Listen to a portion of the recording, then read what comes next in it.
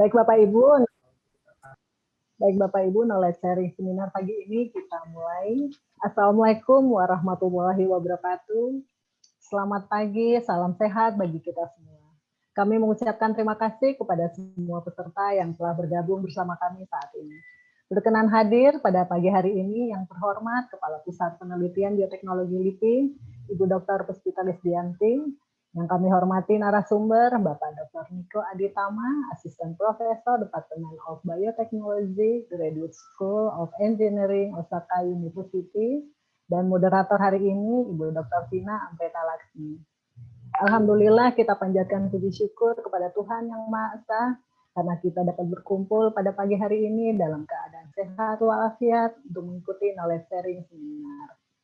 Baik Bapak Ibu, selanjutnya sambutan sekaligus pembukaan oleh Kepala Pusat Penelitian Bioteknologi LIPI kepada Ibu Dr. Puspita Lisdianti. Dengan hormat kami persilahkan. Terima kasih Mbak Wardah. Assalamualaikum warahmatullahi wabarakatuh. Selamat pagi, salam sejahtera bagi kita semua. Semoga semuanya dalam kondisi yang sehat, walafiat, imun tinggi, ya, tingkatkan imunitas. Kita semua kalau saya mungkin keharusan ya dalam seminggu ini kita WFH ya karena memang untuk mengurangi kontak ya, mengurangi kontak dengan yang terkena tentunya. Nah, ini mohon dimanfaatkan kegiatan WFH itu untuk menambah ilmu, menulis paper, membaca lagi ya buku-buku, jurnal-jurnal. Dan hari ini kita mendapatkan tamu istimewa, masih muda tapi sudah jadi asisten profesor, Mas Niko Aditama, dan juga sudah menjadi staf tetap ya dari Osaka University, yaitu capaian luar biasa. Dan juga tadi saya mendengar bahwa Mas Niko pernah bekerja, ataukah riset ya di tempatnya Bu Trisanti selama 3 bulan.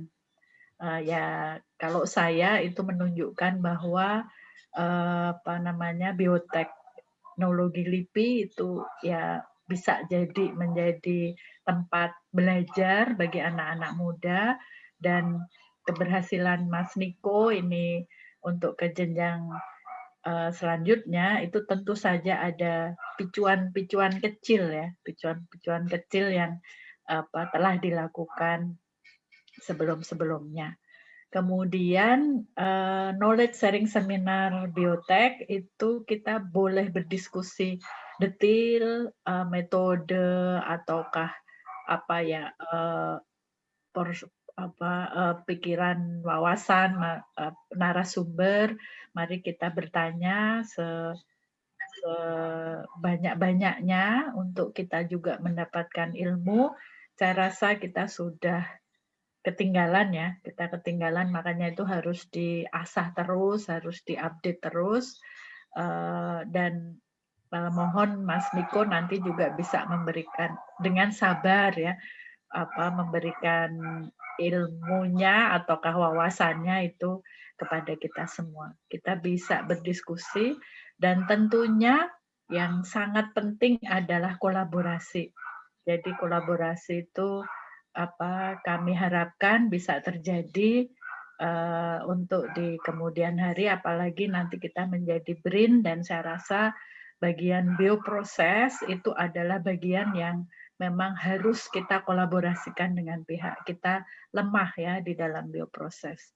Waktu knowledge sharing seminar yang dulu juga Bu Dwi mengajak ya dari Korea, itu juga tentang bioproses, dan itu memang kita akui bahwa kita masih banyak kelemahan di bidang bioproses. Oke, dengan demikian knowledge sharing seminar hari ini kita mulai ya, semoga kita semua mendapatkan ilmu yang bermanfaat. Terima kasih. Wassalamualaikum warahmatullahi wabarakatuh. Saya kembalikan ke Mbak Wardah.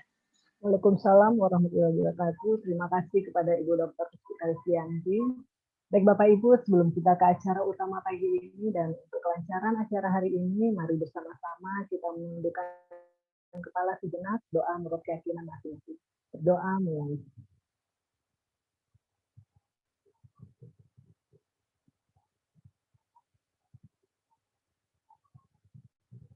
Doa selesai. Baik Bapak Ibu, acara selanjutnya kami serahkan kepada moderator, kepada Ibu Dr. Vina Amrita Laksmi, kami persilahkan. Assalamualaikum warahmatullahi wabarakatuh. Selamat pagi semuanya. Terima kasih atas kedatangannya pada kegiatan knowledge sharing seminar kita pada pagi hari ini.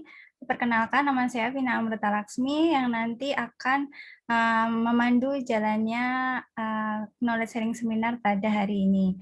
Jadi acara hari ini akan dibagi menjadi 2 sesi. Sesi yang pertama adalah presentasi oleh presenter kita, Dr. Niko Aditama. Kemudian yang kedua adalah sesi tanya jawab.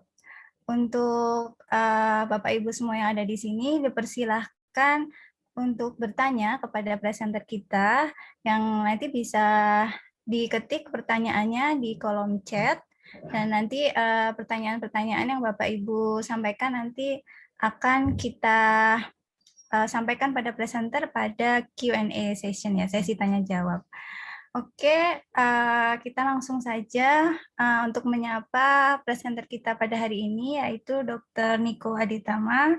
Selamat pagi, Dr. Niko. Selamat pagi, Mbak Vina. Ya, terima kasih kedatangannya untuk berbagi dengan kita semua yang ada di sini. Untuk pertama-tama mungkin akan saya sampaikan dulu ya CV dari Dr. Niko Aditama. Mungkin saya akan share screen dulu.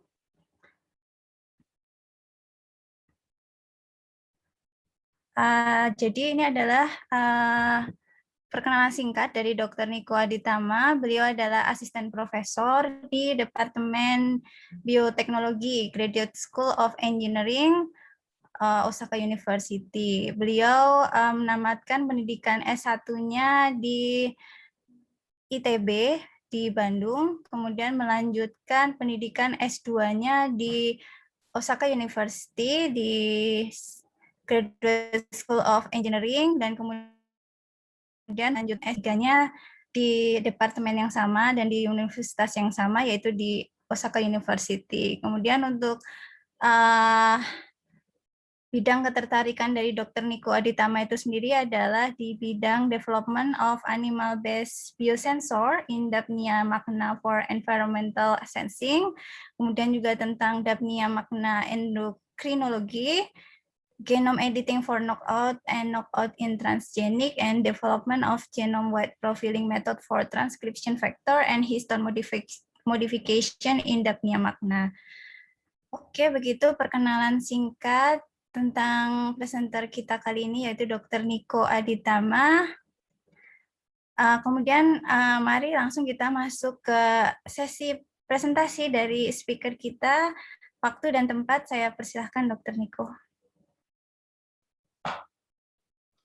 Terima kasih. Saya izin share screen.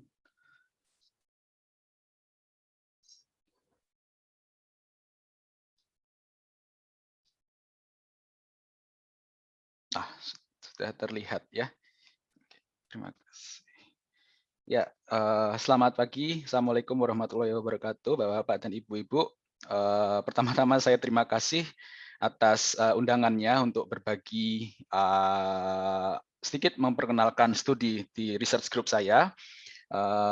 Jadi research group kami mainly bekerja di menggunakan model animal, yaitu Dapnia Magna. Jadi yang interest kami adalah untuk menggunakan Dapnia Magna sebagai environmental sensor. Jadi kami mungkin agak sedikit berbeda research interest-nya dengan yang di Biotek LIPI, mostly working with bioprocess, tapi di sini yang saya lakukan adalah biosensor development, seperti itu. Jadi saya mulai. So untuk presentation hari ini berikut adalah outline yang akan saya sampaikan. Pertama untuk introduction terhadap apa itu dapnya magna, lalu penemuan dari eco-responsive genes di dapnya, lalu beberapa contoh genetic manipulation yang didevelop oleh research group kami, lalu aplikasi dari genetic manipulation yaitu genome editing, khususnya untuk environmental sensing. Lalu juga tidak menutup kemungkinan, tidak menutup potensi dari genome editing yang kami lakukan di dapnya magna untuk beberapa hal lain, aplikasi lainnya, gitu, selain dari sekedar environmental sensing. Oke, pertama mengenai dapnya magna. Jadi mungkin di Indonesia mungkin beberapa tidak terlalu populer ini, tapi buat yang pecinta aquaculture atau pecinta ikan mungkin ini tahu. Ini umumnya digunakan sebagai pakan ikan. Karena ini dapnya magna ini adalah sejenis krustasean yang kecil, ukurannya hanya mungkin maksimum samanya 5 mm, setengah senti, dan ini termasuk organisme yang sangat cepat pertumbuhannya. Dan organisme ini merupakan freshwater crustacean, jadi dia tinggal dan hidup di freshwater ecosystem. Natively ini ditemukan di Northern Hemisphere, tapi dalam belakangan ini juga sudah invasi ke bagian-bagian lainnya, seperti di Southern Hemisphere juga di bagian ekuator. Fitur dari dapnya magna ini adalah bahwa dia memiliki bodinya itu transparan, sehingga ini mempermudahkan researcher untuk meneliti bagian dari internal dari anatomi dari dapnya magna ini. Transparent body ini juga memudahkan dalam phenotypic evaluation. Misalnya ketika terjadi perubahan phenotype atau perubahan appearance, itu sangat mudah terlihat. Dan dapnya ini juga mudah di culture di laboratory, sangat mudah, hanya butuh air bersih, lalu makanan seperti algae, dan dia memiliki tingkat reproductivity yang sangat tinggi. Satu hal yang menarik dari dapnya ini adalah dibanding model animal lainnya adalah kemampuan dapnya untuk mereproduksi klon yang identically same, yang sama secara identik dengan induknya. Jadi dapnya magna ini bereproduksi secara cyclical parthenogenesis. Saya akan jelaskan apa itu cyclical parthenogenesis, tapi kuncinya adalah parthenogenesis. Sorry.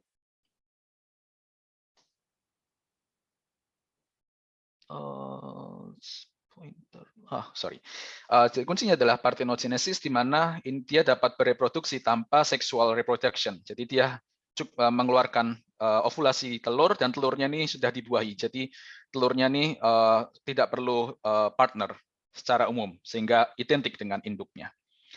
Ketika kita melakukan genome editing di dapnya magna, ini mudah karena produksi offspring-nya atau keluaran anakannya akan secara genetically sama. Jadi tidak perlu untuk mengkawinkan atau mengcrossing antara satu wild type dengan satu transgenik yang lainnya, atau sebaliknya. Jadi berikut beberapa gambarnya.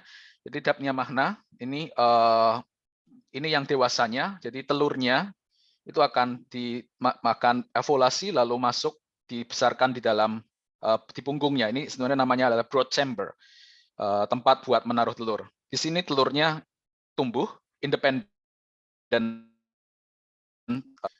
bahkan di beberapa kasus itu telurnya tuh diambil dari induknya dan bisa tumbuh sendiri. Jadi tidak bergantung pada kondisi induknya. Telurnya ini cukup kecil, berukurannya hanya sekitar 0,300 mikrometer, sekitar berapa ya, hanya sepersekian milimeter, dan ini telurnya memiliki direct development. Jadi ketika telur ini diovulasi, lalu dia akan langsung tumbuh. Dan di samping ini merupakan gambar dari pertumbuhan dapnya magna.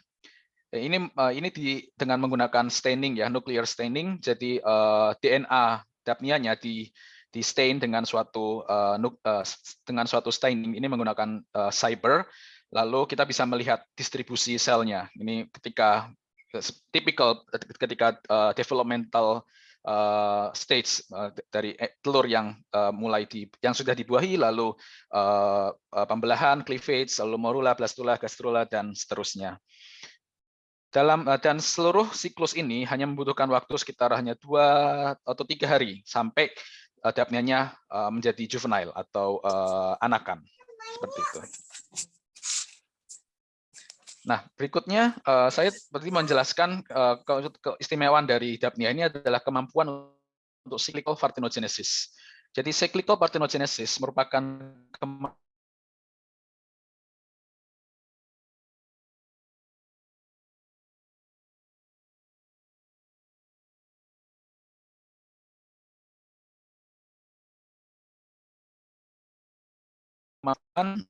environment-nya memburuk, misalnya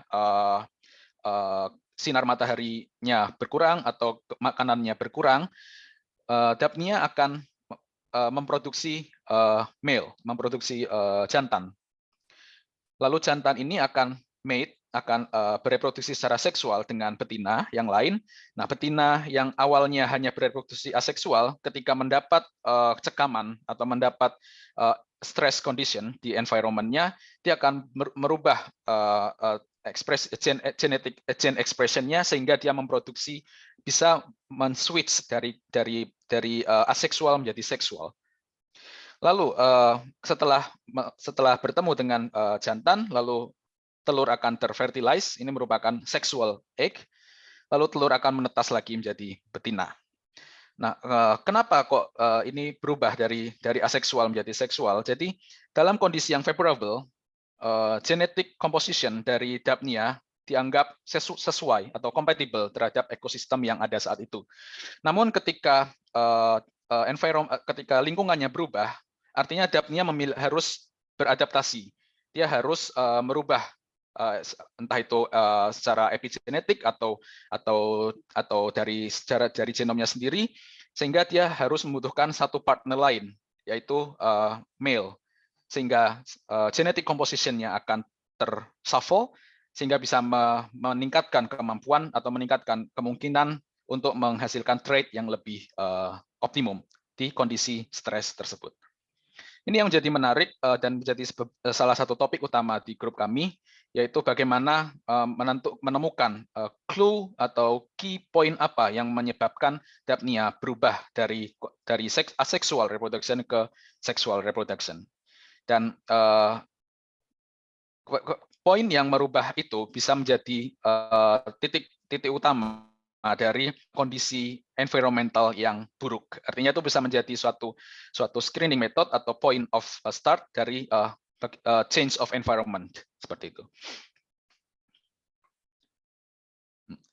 Lalu dalam umumnya sebelum majunya teknologi genome editing, dapnia biasanya digunakan sebagai testing animal. Jadi untuk bapak-bapak atau ibu-ibu yang membaca, biasanya kalau sebelum melakukan eksperimen kita pasti cek MSDS ya, Material Safety Data Sheet, dan di MSDS itu biasanya kita temukan toxicity assay. Di situ biasanya menggunakan either rats atau menggunakan dapnia. Kenapa dapnia digunakan? Jadi dapnia memang sudah menjadi standar di OECD testing untuk chemicals, untuk reproduction test maupun acute immobilization test, yaitu untuk mengecek efek dari chemical terhadap lingkungan. Dan alasan menggunakan dapnia adalah karena dapnia ini memiliki sensitivity yang luar biasa terhadap chemical. Jadi ketika lingkungannya berubah, dapnia itu sangat sensitif dan dia pasti akan menghasilkan phenotype yang berubah juga. Nah, dari situlah kenapa dapnia ini digunakan sebagai standar buat testing. Dan sensitivity ini jauh lebih tinggi dibanding organisme lainnya, juga ditambah dengan kemampuan dapnia untuk bereproduksi secara cepat, dan laboratory rearing, laboratory culturing yang sangat mudah, sehingga ini digunakan sebagai standar. Dan kemampuan dapnia untuk mersense perubahan chemical, perubahan ekosistem yang cepat, itulah juga yang menyebabkan dapnia ini digunakan sebagai chemical test. Dan juga yang menarik dari dapnia ini karena berarti di dalam genetically composition-nya, dia memiliki banyak gen-gen yang ekoresponsif atau promotor dari gen yang ekoresponsif yang akan saya jelaskan berikut.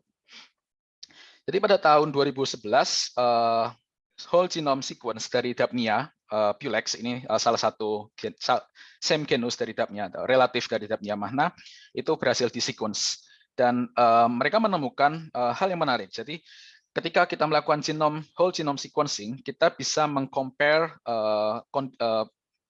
sequence yang ada di dalam genom suatu makhluk hidup dengan sequencing available di organisme lain yang di-sequence pada saat itu.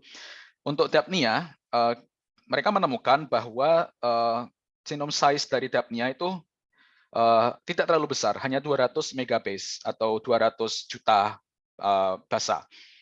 Tetapi dalam 200 megabase ini, Dapnia memiliki 30.000 genes.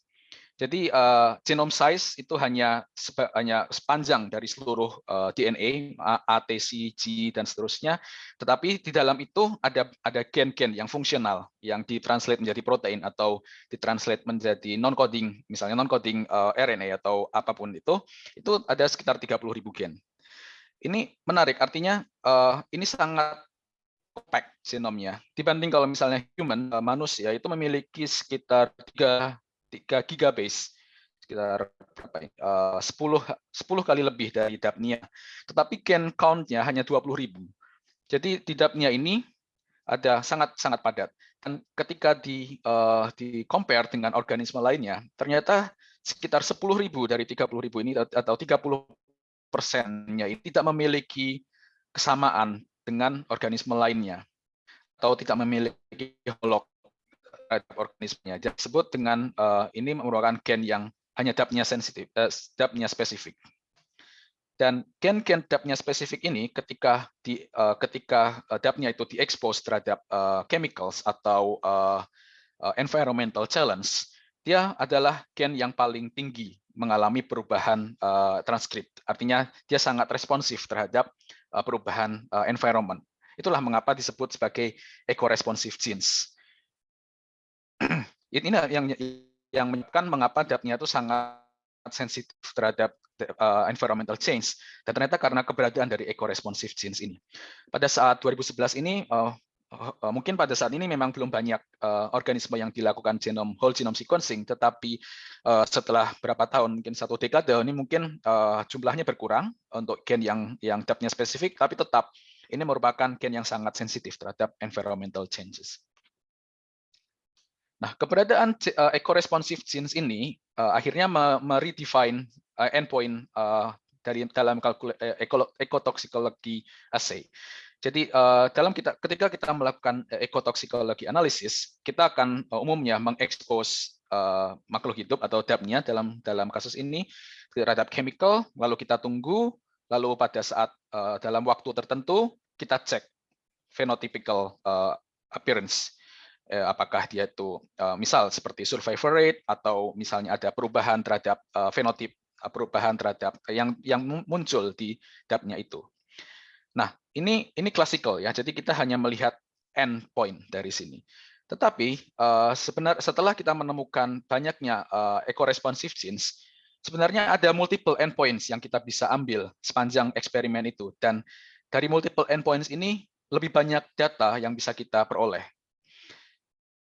Ternyata setelah kita lihat di slide sebelumnya, bahwa ketika Dapnia diekspos terhadap chemical atau mendapat cekaman lingkungan, sebelum munculnya phenotypical change, itu sebenarnya ada banyak sebelumnya di dalam dirinya, dalam Dapnia itu sudah banyak terjadi perubahan. Mostly itu tidak bisa terlihat secara langsung, tapi ketika kita mengecek mengecek global transcription profile-nya, kita mengecek gene expression profile-nya, itu tuh sebenarnya sudah ada gitu. Jadi sebenarnya endpoint-nya itu bisa lebih singkat dan bisa lebih banyak. Dengan lebih banyak endpoint ini dan lebih cepat analisisnya, kita bisa meningkatkan sensitivity terhadap ecotoxicology analysis kita gitu. Kita tidak perlu menunggu hingga eksperimen selesai, tapi cukup dengan mengekspos dalam waktu yang singkat, kita bisa melihat satu perubahan di Dapnia itu. Nah, jadi yang dipikirkan adalah kita mengekspos dapnianya, lalu kita mengecek gene expression profile change-nya. Misalnya kita bisa mengekstrak dapnianya, lalu kita cek ambil RNA-nya, lalu kita bandingkan dengan RT-PCR atau dengan microarray atau yang lebih modern lagi dengan RNA-seq. Tapi metode ini sangat laborious, itu time consuming karena kita harus dan membutuhkan equipment yang banyak dan mahal. Jadi yang menarik adalah kita bisa melakukan secara direct visualization. Kita bisa, bagaimana caranya kita melihat perubahan gen itu yang langsung kelihatan dari fenotipenya. Tetapi cara seperti itu, misalnya seperti ini ya, dalam chemical exposure lalu kita bisa melihat fenotipenya secara langsung.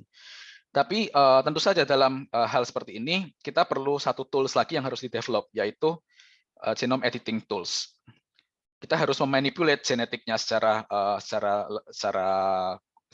lebih holistik karena kita tidak bisa langsung melihat karena secara naturally perubahan gen itu tidak bisa terlihat secara phenotype. Makanya kita harus melakukan genetic manipulation. Nah, di grup kami mendevelop genetic manipulation di Dapnia. Jadi kami melakukan microinjeksi.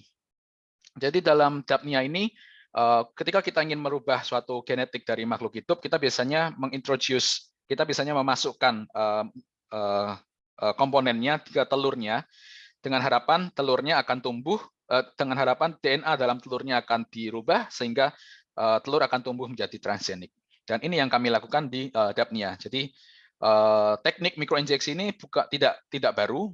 Di beberapa organisme lainnya juga sudah pernah dilakukan, bahkan di manusia pun juga ini sudah menggunakan telur manusia juga bisa dilakukan, dan juga Dapnia atau landak laut atau beberapa model organisme lainnya.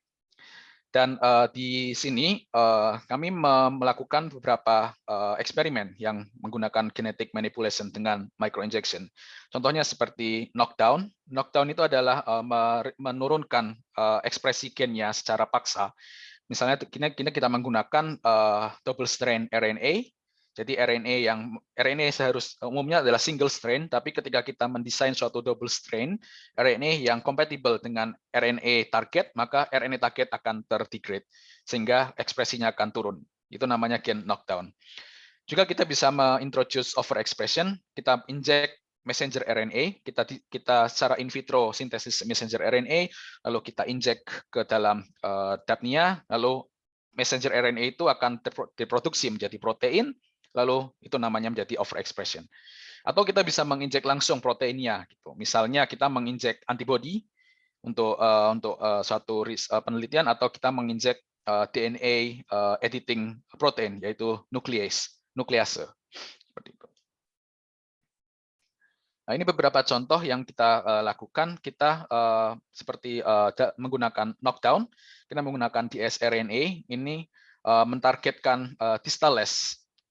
Adalah suatu distales ini merupakan gen yang berperan dalam morphological system.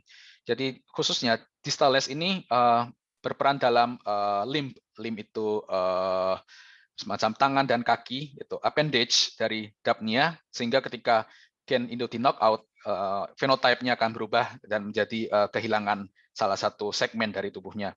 Atau misal warna mata seperti ini. Ini merupakan salah satu teknik gene edit transcript changes yang kita lakukan di Dapnia.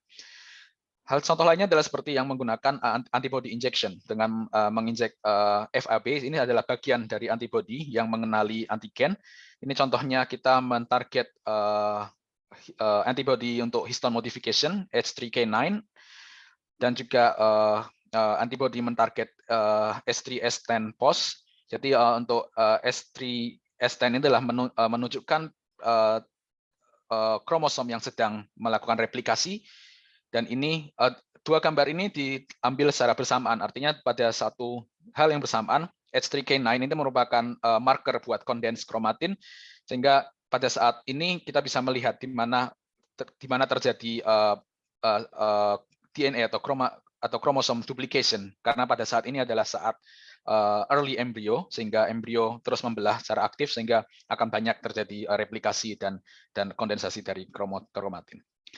Lalu yang terakhir adalah yang kita lakukan adalah dengan untuk melakukan genome editing. Nah, yang genome editing ini yang akan saya jelaskan berikutnya. Jadi genome editing itu intinya adalah precisely edit suatu specific sequence di genome. Jadi kalau kita bayangkan genom secara, mungkin dari kalimatnya tidak terlalu terlihat simpel, tapi sebenarnya kalau kita perhatikan dari genom itu sebenarnya dia sangat besar dan kompleks.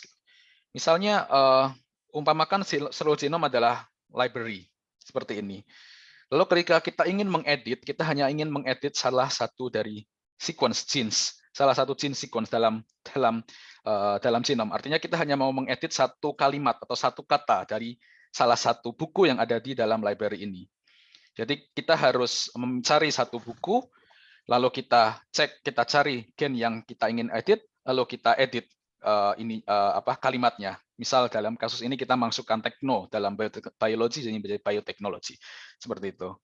Dan yang menjadi kompleks adalah kemampuan untuk mencari secara precise dan untuk mengedit secara benar dari seluruh ini. Karena kalimat biologi ini tidak hanya muncul di satu lembar buku ini saja, tapi mungkin ada di buku lainnya juga ada, dan kita tidak ingin mengedit yang lain selain itu. Itulah yang membuat genome editing itu challenging. Nah, dalam kelewatan. Nah, dalam genome editing ini sudah berkembang sejak hampir 5 atau 6 tahun yang lalu, tapi ada dua tools yang populer, yaitu namanya adalah Transcription Activator Like Effector Nuclease atau TALEN, dan yang kedua adalah Clustered Regular Interspace Palindromic Repeat atau CRISPR. Jadi kedua-duanya ini merupakan artificial nuclease, jadi dua-duanya merupakan nuklease yang didesain awalnya memang ditemukan di makhluk hidup, tapi manusia kemudian mengoptimize-nya sehingga bisa customize untuk mengedit satu gen tertentu. In case of TALEN, jadi mereka menggunakan DNA binding protein yang bisa mengenali sequence di genom. Ini biasanya ada sekitar 20 atau 30 sequence di sini, dan ini bisa diedit sesuka kita. Kita hanya butuh mengedit DNA binding proteinnya. Jadi misal kalau sequence-nya ini berubah, kita bisa tinggal edit saja ininya. Dan ini TALEN harus terdiri dari harus dalam kondisi dimer, artinya kita punya TALEN yang mentarget satu strain dan ada juga TALEN yang mentarget strain yang lawannya karena DNA adalah double strain. Lalu di tengahnya menggunakan nuclease namanya FOC1 nuclease, ini memotong genom di sini, menghasilkan double strand break. Dan ini biasanya cukup akurat untuk mentarget suatu edit di DNA, karena guide-nya ini biasanya DNA sequence dengan 20 atau 30 base pair match seperti ini jarang terjadi, sehingga ini bisa sangat akurat dalam melocate atau mengedit suatu gen. Tetapi TALEN ini cukup laborious, cukup kompleks untuk didesain, karena ketika kita mau mengedit sequence lain, kita harus mengubah komposisi protein di sini, mengubah DNA binding protein di sini. Jadi misal kalau kita bikin gen lain, kita harus dari awal memulai, kita ganti proteinnya, lalu kita ganti sequence-nya, lalu kita ganti protein DNA binding proteinnya, sehingga kita bisa lakukan. Nah, tapi beberapa tahun yang lalu ada sistem baru, mungkin Bapak Ibu sudah pernah dengar juga, dengan namanya adalah CRISPR atau CRISPR-Cas. Jadi perbedaannya dengan TALEN adalah kalau TALEN kita harus mendesain DNA binding protein, kalau di CRISPR kita menggunakan RNA. Jadi yang berwarna-warni di sini ini merupakan RNA guide RNA yang mengenali target site di genom, atau namanya biasanya disebut dengan guide RNA. RNA yang mengguide Cas9. Cas9 adalah nukleus yang memotong genomnya ke suatu spesifik tempat di genom, sehingga si Cas9-nya dapat mengenali, dapat bind dengan DNA sequence ini, lalu bekerja dengan memotong genomnya. Nah, jadi genome editing ini intinya adalah untuk mengintroduce suatu breaks atau untuk menyebabkan satu DNA double strand break. Kuncinya adalah DNA double strand break ini harus precise karena tentu saja kalau kita bayangkan misal radiasi UV atau X-ray itu juga menghasilkan DNA double strand break, tapi break-nya itu di mana-mana dan itu berbahaya. Karena double strand break itu merupakan hal yang paling berbahaya yang bisa terjadi di DNA. Jadi ketika DNA itu menghadapi double strand break, langsung pasti akan merespon dengan damage repair pathway. Nah, ada dua jenis damage repair pathway yang digunakan dalam genome editing, yaitu non-homologous end-joining atau homologous recombination. Beberapa damage pathway juga ada, gitu, tapi umumnya yang digunakan adalah dua ini. Dalam non-homologous end-joining, si DNA-nya akan DNA double strand break akan di repair secara kasar, sehingga jadi dua ujung ini dipersatukan satu sama lain lalu diligasi, dilem istilahnya. Dan hasil ligasinya ini umumnya akan menghasilkan insersi atau delesi yang kita namakan indel mutasi. Dan indel mutation ini biasanya menyebabkan gennya menjadi off frame, sehingga tidak bisa gennya menjadi non-functional. Itulah yang disebut dengan knockout. Jadi di tengah-tengah sini mungkin akan muncul stop codon. Jadi ketika ada stop codon di sini, artinya protein setelahnya tidak bisa diproduksi, sehingga gennya tidak fungsional.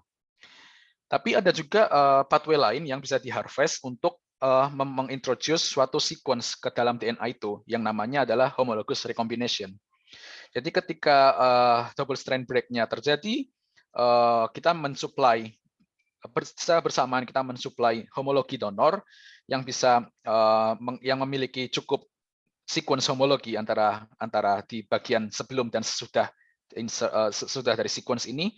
Lalu DNA repair pathway akan mengenali bagian ini sehingga dapat memasukkan. Jadi ini DNA repair pathway mengira bahwa ini adalah template yang digunakan untuk memperbaiki double strand break ini. Sehingga sequence biru ini bisa masuk ke dalam genom. Dan ini biasanya precise. Jadi kita bisa memasukkan sequence tertentu, misal kita bisa bahkan bisa memasukkan suatu gen yang besar ukurannya ke dalam sini. Sehingga ketika gen ini terekspresi, sequence ini juga bisa terekspresi dan menghasilkan protein yang berbeda atau bisa menghasilkan rekombinan protein. Dalam kasus ini kita bisa masukkan reporter genes di sini, misal semacam fluorescent protein, atau kita bisa masukkan di molekular biologi kita bisa masukkan epitope tag. Epitope itu merupakan sequence peptide kecil yang bisa dikenali oleh antibody, sehingga bisa digunakan buat eksperimen research lainnya seperti itu. Nah, di research group kami kita biasanya menggunakan first reporter gene. Seperti contohnya adalah fluorescent protein. Nah, di dapnya Mahna, genome editing ini sudah berkembang dari mulai sejak tahun 2012. Ini kita sebelum tahun 2012 belum ada genome editing seperti Talent atau CRISPR. Jadi kita melakukan random integration. Jadi kita hanya inject DNA sequence terus-menerus, lalu berharap secara random akan terjadi double strand break, lalu DNA kita akan terintegrasi seperti itu. Tapi ini sangat susah sekali dan result dan yield-nya itu sangat rendah. Jadi misal kita hanya mendapatkan sekitar 1 atau 0, sekian% dari total injeksi. Biasanya kita injek sampai 500 atau 600 dan hanya 1 yang bisa jadi transgenik karena ini random. Lalu pada tahun 2014 ketika CRISPR dikenalkan, kita mencoba di sini dan kita bisa menghasilkan knockout atau mutan yang sangat mudah. Kita bisa menghasilkan hingga 90% atau 100% dari total injeksi yang merupakan knockout. Jadi tingkat keberhasilannya itu meningkat secara dramatis. Dan selanjutnya kita juga menggunakan Talent buat tidak hanya untuk knockout, tapi juga untuk knock-in, contohnya dengan memasukkan gen fluorescent atau reporter genes. Ini contohnya yang kita lakukan di random integration. Kita masukkan green fluorescent protein atau GFP ke dalam dapnia, sehingga GFP ini kita fuse, kita campurkan dengan histone protein sehingga GFP-nya hanya localized di nukleus. Jadi kita bisa melihat ekspresi yang hanya titik-titik seperti ini menggambarkan lokasi sel. Jadi ini bisa digunakan sebagai live imaging. Lalu lainnya menggunakan talent, kita men-knock in suatu reporter genes. Ini dual reporter. Jadi kita masukkan red fluorescent protein atau ke dalam genom, tapi red fluorescent protein ini hanya akan terlocalize di membran, dan kita masukkan gene fluorescent protein ke dalam genom juga, dan ini hanya localize di nukleus, hanya localize di dalam sel, sehingga kita bisa mendapatkan dual reporter system seperti itu. Ini yang beberapa perkembangan yang kita lakukan menggunakan genome editing. Nah, dalam sharing ini saya akan menjelaskan beberapa teknik yang lebih applicable yang kita lakukan, yaitu khususnya untuk environmental sensing. Sini kita menggunakan genome editing untuk chemical biosensor, untuk mendeteksi chemical yang dirilis di environment, atau untuk mendeteksi hormon. Jadi di environment juga kontaminasi hormon itu juga sebenarnya ada gitu. Oke, kita akan mulai dengan yang chemical biosensor. Jadi yang kita lakukan di sini adalah dengan kita mendesain suatu reporter dapnya atau transgenic dapnya yang dapat merespon terhadap heavy metals atau logam berat. Jadi kontaminasi heavy metals itu merupakan kontaminasi yang cukup urgent ya, yang cukup berbahaya. Dan ini terutama di negara-negara maju, negara-negara industrialized ini jadi concern utama karena mereka memiliki regulasi atau yang sangat ketat untuk mengatur seberapa banyak konten heavy metals yang boleh dirilis ke dalam environment atau threshold di mana suatu environment dilabeli sebagai heavy metal contaminated seperti itu. Nah, tetapi dan tentu saja kontaminasi heavy metals ini secara umum pasti berbahaya untuk manusia dan juga untuk makhluk hidup lainnya yang tinggal di ekosistem itu gitu. Tetapi sistem monitoringnya itu sebenarnya cukup kompleks karena kita tidak bisa secara langsung mendetek keberadaan heavy metal di situ. Kita harus mengambil sampel lalu melakukan beberapa tes, misal dengan beberapa instrumen tertentu. Nah, yang kita propose di sini adalah kita menggunakan makhluk hidup sebagai monitoring sistem. Jadi makhluk hidupnya dapat merespons secara langsung terhadap heavy metal yang ada di sana. Tentu saja makhluk hidup itu harus merespon secara sensitif karena kalau heavy metalsnya didetek dalam konsentrasi rendah, dia harus bisa mendeteknya secara tetap harus melakukan deteksi seperti itu. Nah, disinilah kita menggunakan dapnya atas benefit yang tadi sudah dijelaskan bahwa dia sangat sensitif terhadap environmental changes, dan fokus kita di sini adalah menggunakan metallothionein. Jadi metallothionein atau MT ini protein yang conserve, artinya seluruh makhluk hidup punya protein ini, dan protein ini tugasnya hanyalah untuk untuk berikatan dengan metal.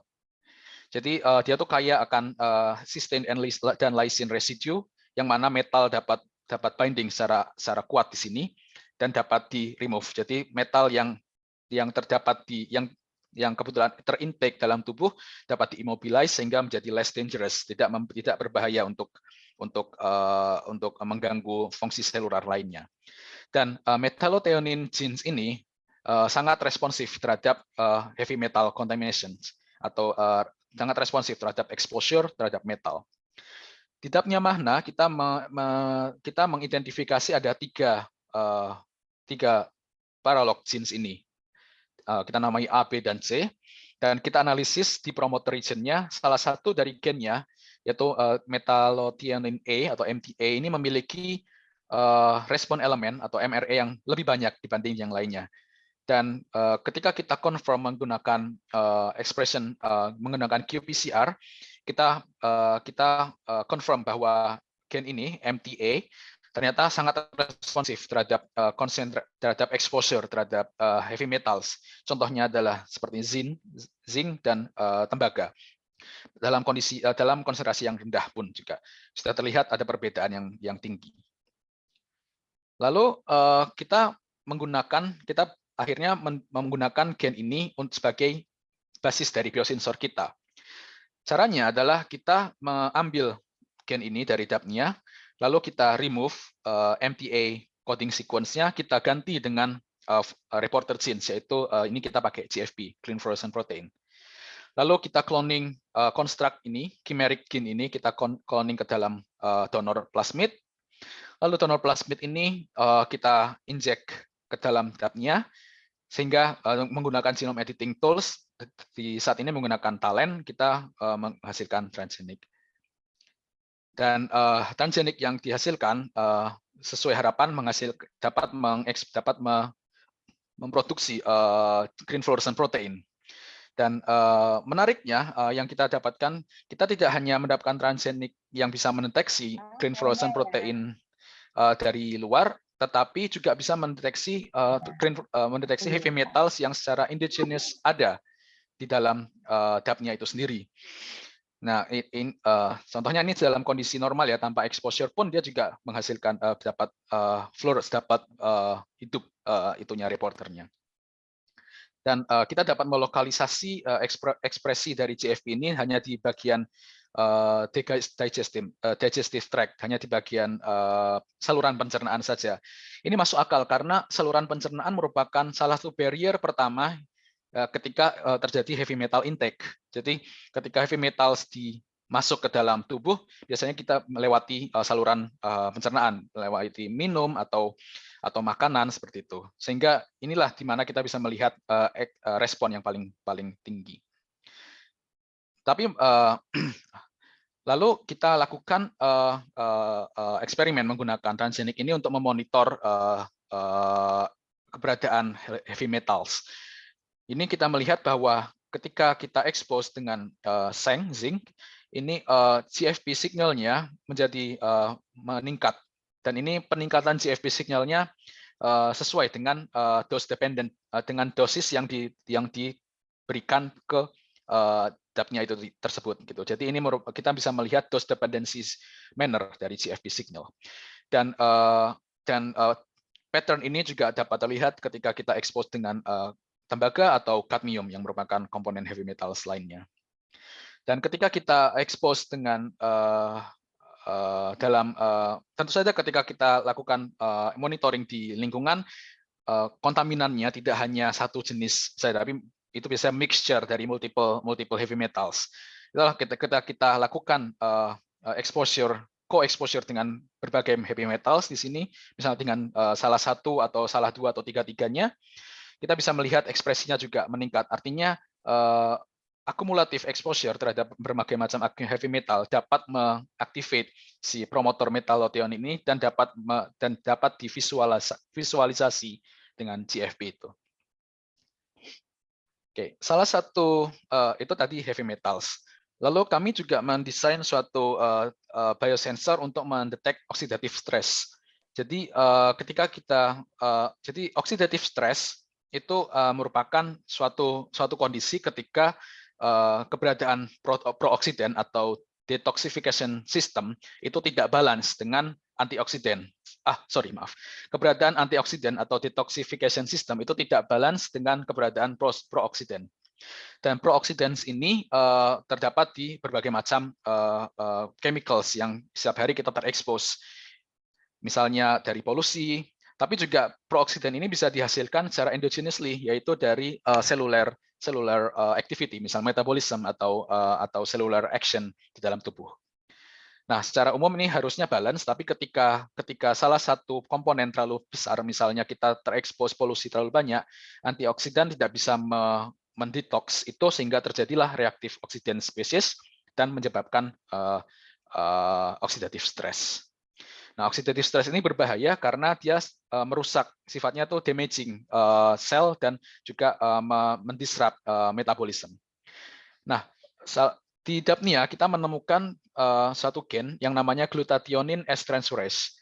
Ini salah satu graduate student dari lab ini juga, ini orang Indonesia, mendeteksi bahwa si gen GST, utamanya GST1B, itu upregulated, sangat highly upregulated ketika diekspos oleh salah satu prooksiden. Yang ini contohnya adalah herbisida. Dan upregulasi ini memperlihatkan bahwa ini merupakan salah satu eco-responsive genes untuk oxidative stress, seperti itu. Lalu kita melakukan approach yang sama seperti ketika menggunakan heavy metals. Kita mengidentifikasi respon elemennya di promotor, itu ARE. Ada 2 respon elemen ternyata di promotor dari GST. Lalu kita clone promotor ini ke dalam reporter gene lainnya. Kita kali ini menggunakan mClover. Ini varian dari green fluorescent protein, tapi dia lebih stabil dan lebih bright. Lalu kita lakukan microinjeksi. Ini progresnya sedang ongoing. Jadi kita belum menghasilkan transgenic line yang stable, dan kita hanya menginjek plasmidnya ini.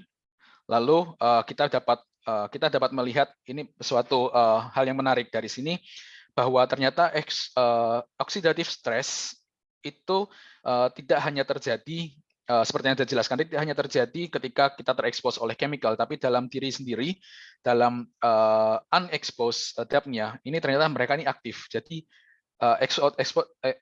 oxidative stress ini secara continuously itu di-remove, detoxify oleh sistem yang ada di depth-nya.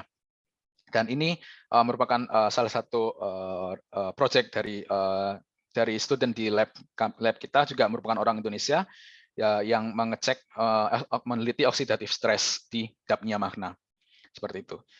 Kedepannya oxidative stress ini juga bisa construct donor plastic reporter plasmid construct ini dapat diintegrasikan menggunakan genome editing, sehingga kita bisa mendesain suatu transgenic untuk biomonitoring oxidative stress, seperti itu.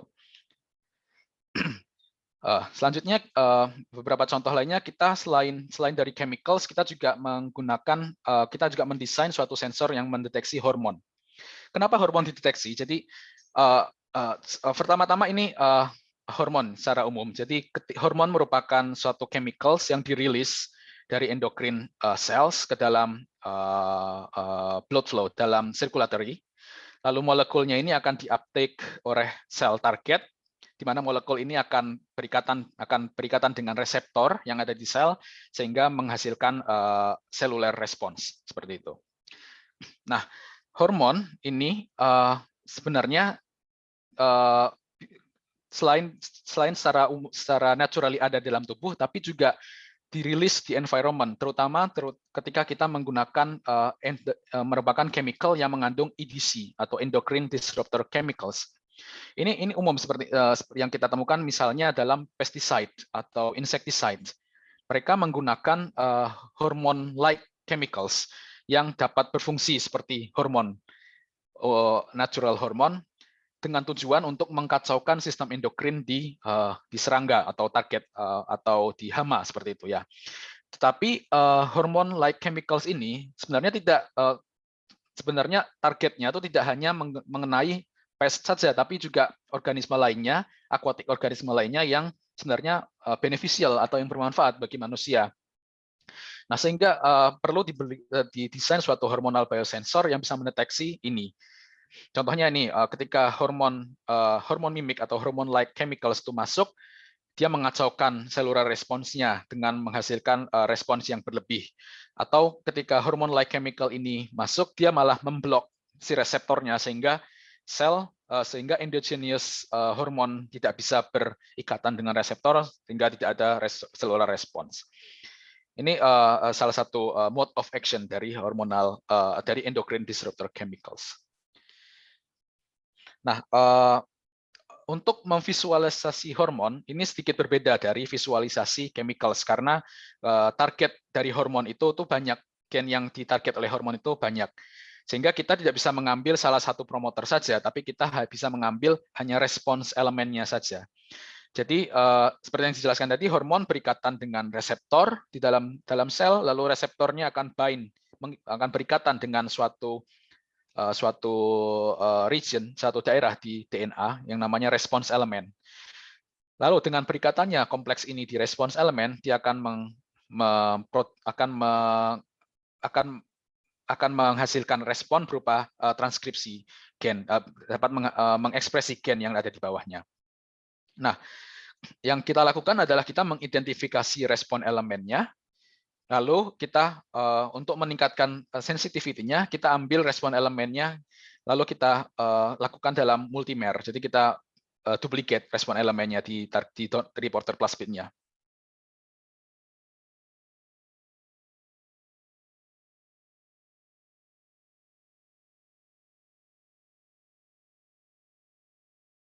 Biasanya, nah, salah satu contohnya ini kita mengecek ecdysteroid.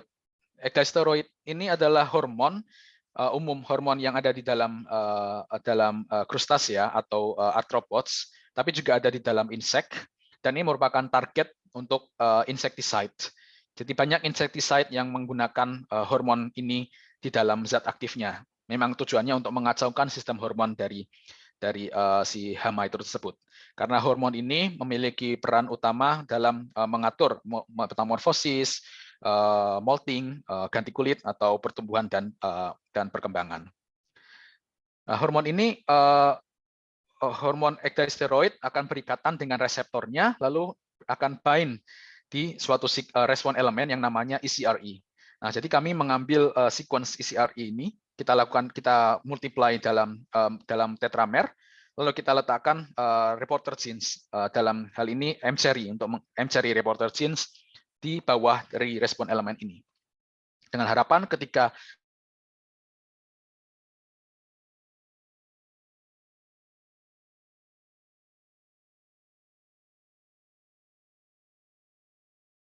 terjadi menggunakan sistem ini. Jadi yang kita temukan bahwa ternyata ecdysteroid ini juga tidak hanya dapat mendeteksi luar, tapi juga dapat mendeteksi keberadaan dapat mendeteksi visualisasi dari hormon itu ketika dalam pertumbuhan dan perkembangan Dapnia. Jadi pada contoh ini Dapnia ketika dalam embryogenesis, Dapnia tentu akan tumbuh dan berkembang, dan pertumbuhan dari embryogenesis ini seperti yang dijelaskan di slide sebelumnya dipengaruhi oleh hormon. Dan ini kita bisa visualisasi hormon yang bekerja pada saat embryogenesis. Ini menarik karena visualisasi hormon itu cukup susah, dan kita berhasil menggunakan sistem ini dengan menggunakan reporter genes yang diffuse di respon elemennya, sehingga kita bisa memvisualize bagaimana perpindahan atau lokalisasi hormon dalam pertumbuhan, dalam growth and development, khususnya dalam embryogenesis ini. Ini yang kita namakan sebagai spatiotemporal study, menggunakan living animal, seperti itu.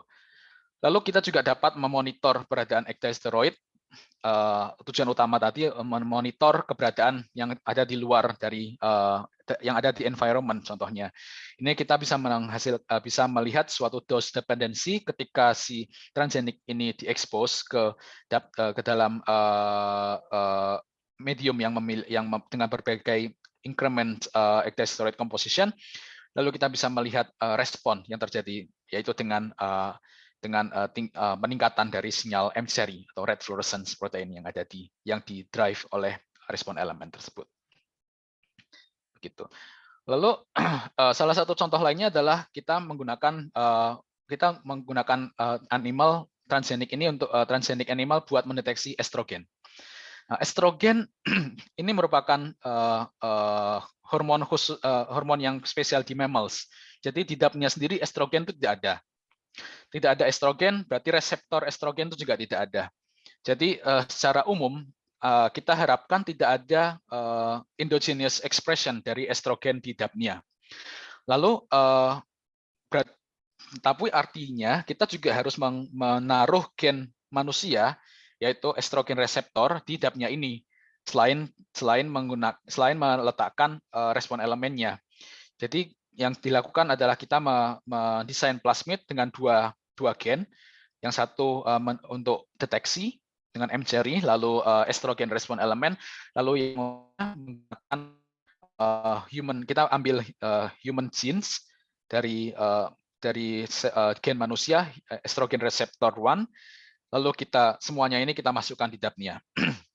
Dan ternyata dapnia ini dapat merespons terhadap exposure estrogen, atau ini kita menggunakan DES, diethylbestrol, yaitu suatu hormon estrogen-like hormon. Jadi ini hanya bukan hormon estrogen asli, tapi mimik hormon yang chemical yang mimik seperti estrogen.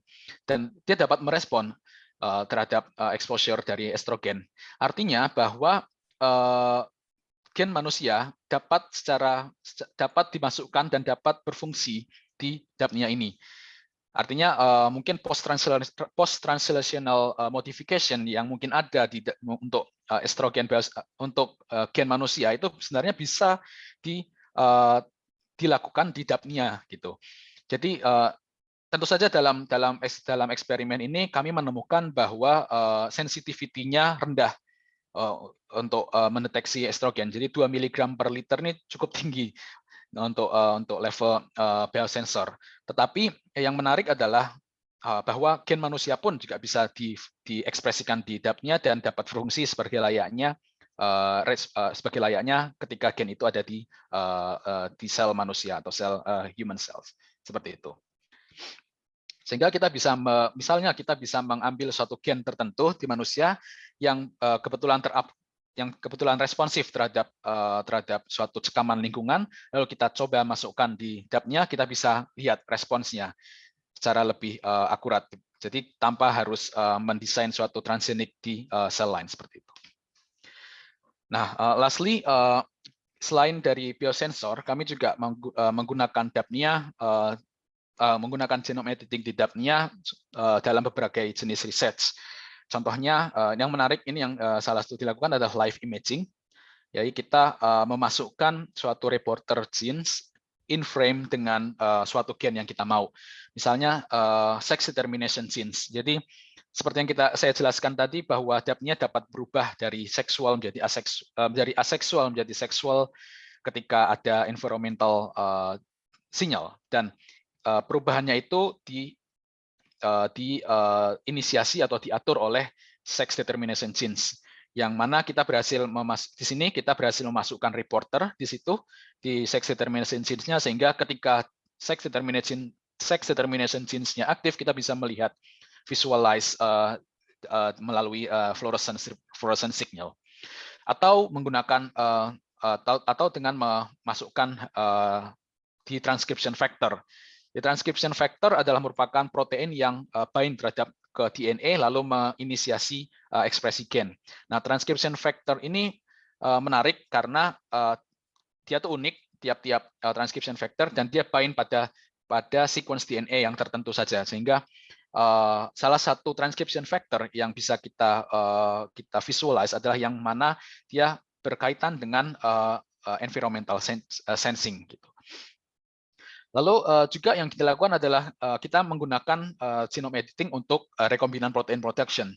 Jadi biasanya ketika kita ingin memproduksi suatu protein, kita bisa menggunakan misal host animal bisa menggunakan E. coli, atau misal ketika kita butuh protein yang harus melalui proses post translational modification, kita bisa gunakan eukaryot, misal seperti Chinese hamster ovary atau CHO cells, seperti itu. Tapi kita juga bisa menggunakan dapnia. Jadi yang kita lakukan adalah mendesain suatu transgenik yang bisa mengekspor protein yang diproduksi ke telur. Jadi jadi proteinnya itu terakumulasi di dalam telur. Sebenarnya ini mirip sepertinya sudah ada yang dilakukan menggunakan seperti telur ayam yang dimasukkan gen untuk menghasilkan protein di telur ayam. Tapi ketika kita menggunakan dapnia, ini jauh lebih cepat karena dia tumbuhnya lebih cepat dibanding ayam, dan jauh lebih mudah karena culturing-nya itu lebih simple, dan kontaminannya mungkin lebih rendah karena protein yang terkontaminasi di dapnia mungkin tidak akan bekerja atau sangat rendah kontaminasinya dibanding ketika kita menggunakan suatu sistem yang besar. Dan lainnya seperti development of research toolbox, itu seperti kita mendesain suatu inducible promoter system, Misal kita salah satunya dengan ketika kita kasih chemical lalu promoternya akan aktif, dan juga kita juga mendesain suatu reporter untuk mendeteksi double strand break. Jadi misal ketika ada eksposisi terhadap muta genotoxicants atau toxicants yang menghasilkan mutasi atau mutagen, DAP-nya tersebut dapat menghasilkan sinyal yang dapat tervisualize oleh pengamat seperti itu. Jadi demikian beberapa research yang dihasilkan oleh yang saya perkenalkan untuk kesempatan kali ini. Ya, jadi di laboratorium kami ini banyak orang internasionalnya, mostly untuk mahasiswa asingnya itu semuanya mostly untuk mahasiswa doktornya ini hampir seluruhnya adalah mahasiswa asing, baik dari Indonesia, lalu dari Thailand, lalu juga ada dari Taiwan dan Cina seperti itu. Ya, demikian yang sudah saya sampaikan. Terima kasih.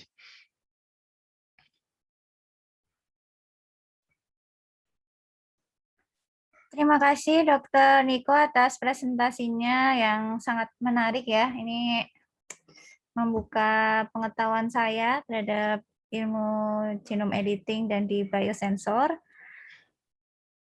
Kemudian kita langsung saja ke sesi selanjutnya, yaitu sesi tanya-jawab. Saya persilahkan kepada Bapak Ibu di sini yang ingin bertanya terkait dengan apa yang dipresentasikan oleh Dr. Niko. Silahkan untuk bisa langsung bertanya ya, karena saya lihat di kolom chat belum ada yang bertanya. Mungkin ingin bertanya secara langsung ke Dr. Niko. Silahkan Bapak Ibu kalau ada bisa langsung unmute ya, untuk kemudian langsung bertanya. Oke, mungkin sembari menunggu, ini boleh saya bertanya dulu nih Dr. Niko. Oh iya. Ini tadi kan saya perhatikan untuk setiap parameter yang digunakan ya, misalkan untuk deteksi heavy metal atau kemudian hormonal, itu kan reporter gene yang digunakan itu kan kalau nggak salah berbeda-beda ya. Ya, ada benar. yang AGFP, ada yang saya lupa namanya macam-macam kayaknya tadi. Itu apakah ada dasar kriteria untuk kita memakai reporter gene yang mana untuk parameter yang ini gitu. Misalnya parameter A itu reporter gene-nya apa, parameter B reporter gene-nya apa, apakah ada kriteria seperti itu sehingga reporter gene yang digunakan itu berbeda-beda. Ya, jadi tentu saja ada parameter yang kita konsiderasi ketika kita memilih suatu reporter genes. Jadi mungkin ini agak sedikit beda dari yang kita lakukan ya, tapi beberapa reporter genes itu memiliki tingkat brightness dan tingkat maturation time yang berbeda-beda. Jadi contohnya ketika reporter genes ini tertranskripsi dari mRNA lalu membentuk protein. Nah, proses pematangan dari protein ini itu berbeda-beda terhadap dari satu reporter genes dengan yang lainnya. Jadi ada beberapa yang memiliki protein foldingnya itu cepat. Misal seperti GFP ini cepat, dia foldingnya cepat. Lalu beberapa mungkin agak lama, seperti mCherry mungkin butuh waktu sedikit lebih lama buat folding.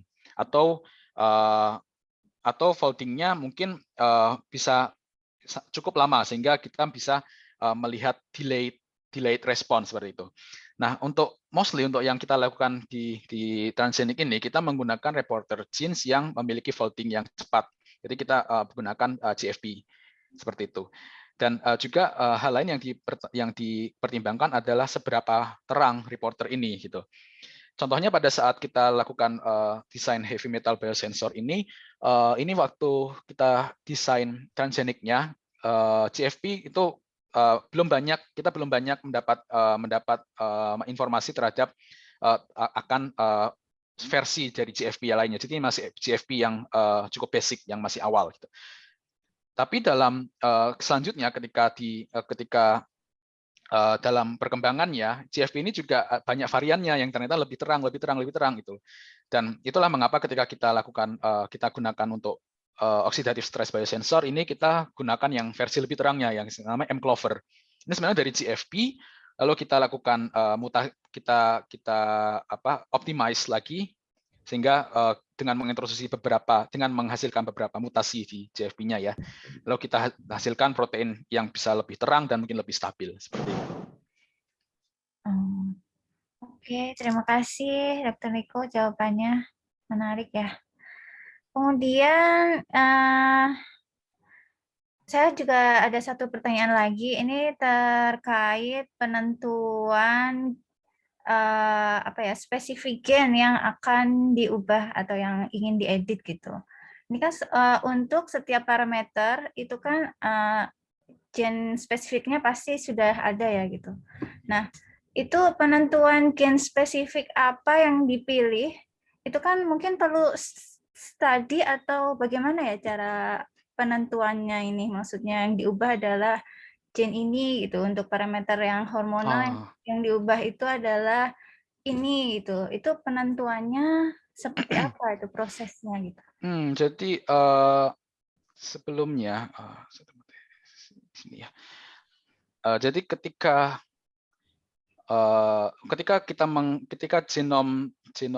whole genome sequence dari dapnia itu dipublish, ini kita menemukan banyak sekali gen ini. Awalnya kita tidak bisa mendeteksi apa gen ini kan, dan kita lakukan exposure terhadap dapnia itu, lalu kita cek pertama menggunakan conventional method dengan qPCR atau RNA-seq atau microarray, lalu kita bisa lihat yang mana gen yang aktif di situ.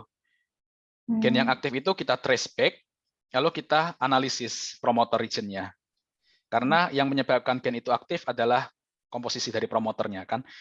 Nah, dari situ kita tentukan yang mana yang paling responsif gitu. Contohnya ketika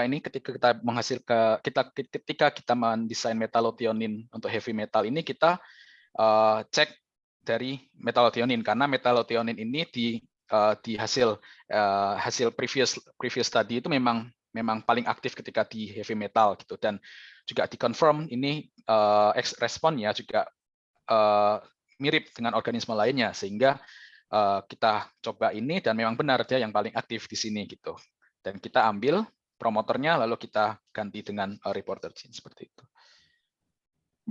Oke. Prosesnya panjang ya berarti ternyata ya. Jadi iya, prosesnya cukup panjang karena sebenarnya dari intinya awalnya kita ambil dari sini gitu. Ketika kita dapat genome database, genome information ini banyak sekali sebenarnya informasi yang dapat sini. Macam-macam. Jadi dari sinilah kita mining datanya gitu. Tentu saja at some point kita perlu tweak, kita perlu modify. Kita mungkin nggak bisa pakai yang ada di sini gitu. Tapi kita bisa ambil dari gen lain. Contohnya ini yang preliminary yang kita lakukan adalah dengan ketika kita desain estrogen. Estrogen tidak ada di dapnia gitu. Kita masukkan gen lain miliknya. Ini gen manusia, lalu kita masukkan di dapnia dan ternyata gen manusia bisa bekerja di dapnia gitu.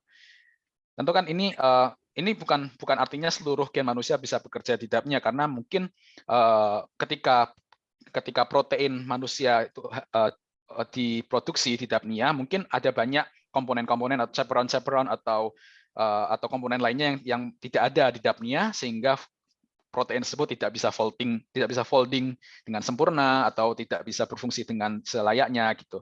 Tapi kebetulan yang kami lakukan ini bisa gitu. Kita masukkan gen manusia dan ternyata dia aktif di situ gitu. Jadi ada banyak faktor, ada banyak sumber yang kita bisa lakukan ketika kita memilih suatu gen untuk kita jadikan sensor seperti itu. Oke, baik. Terima kasih Dr. Niko, jelas sekali. Oke, ini ada dari Ibu Yantiati ya, Widya Stuti ini bertanya. Silahkan Bu, langsung saja dengan Dr. Niko bertanya. Mungkin bisa di-unmute dulu. Oke, ya. Sebenarnya mengenai dapnianya. Jadi dapnianya sendiri itu apakah karena saya awam ya, apakah dapnia itu ada beberapa strain, kemudian untuk riset yang bisa digunakan untuk genome editing itu apakah hanya strain tertentu begitu? Terima kasih. Terima kasih Bu Yanti. Jadi dapnia itu sendiri Dapnia itu nama genus. Jadi Dapnia itu ada banyak, ada Dapnia magna, ada yang pulex, spesiesnya beda-beda, dan di satu spesies pun juga ada banyak strain. Contohnya yang kita pakai di sini adalah strain dari US EPA, dari United States Environmental Protection Agency. Gitu. Ada juga strain lain, misalnya dari Helsinki atau strain lain dari mana, itu juga ada. Tapi umumnya perbedaan strainnya itu perbedaan antar strain tidak terlalu banyak menghasilkan perbedaan genetic composition. Jadi untuk menjawab pertanyaan Ibu, jadi sebenarnya dari strain apapun sebenarnya bisa kita lakukan genome editing, tapi perlu dijadikan acuan bahwa ketika kita pakai strain yang lain, misal di sini di database ini kita pakai strain A, lalu kita mau edit dapnia lain menggunakan yang dari strain B gitu. Kita mungkin bisa expect proteinnya mirip, gennya mirip, tapi tidak sepenuhnya mirip. Karena pasti ada beberapa nucleotide variation, ada variasi di dalam DNA sequence-nya. Bahkan antar manusia pun juga walaupun sama-sama Homo sapien, tapi ada sedikit variasi kan dalam gen kita gitu yang mungkin tidak terlalu berpengaruh terhadap protein yang dihasilkan, tapi mungkin berpengaruh di bagian regulasinya gitu. Seperti itu. Jadi bisa saja, tapi harus hati-hati ketika kita melakukan genome editing. Seperti itu. Oke, terima kasih. Jadi maksud saya ini untuk beberapa laboratori di dunia yang melakukan genome editing itu, apakah maksud saya tuh ada tuker-tukeran dapnianya atau bagaimana begitu loh. Jadi atau memang beda-beda, yang ini benar-benar spesifik yang lain gitu. Saya pikir begitu. Oke. Oh, ya untuk strain-nya, untuk kalau perbedaan dari satu strain, misal dapnia magna gitu, biasanya tidak terlalu banyak berbeda begitu. Oke. Oke, terima kasih. Terima kasih Ibu, semoga jelas terjawab ya dari Dr. Niko. Ya, sama-sama. Ini selanjutnya ada dari Ibu Puspita Rizdianti, Ibu Lilis yang ingin bertanya. Silakan Ibu. Terima kasih. Aduh, terpana ini dengan risetnya. Kemarin kita diskusi di PNE itu ya, dapnia itu gampang banget di pekarangan rumah saya juga ada dapnia gitu, ada Mas Hans Wijaya yang menyampaikan seperti itu. Saya juga loh, oh dapnia teh begitu gampang dan begitu banyak. Kemudian saya juga ingat bahwa teman-teman limnologi itu menggunakan ini ya,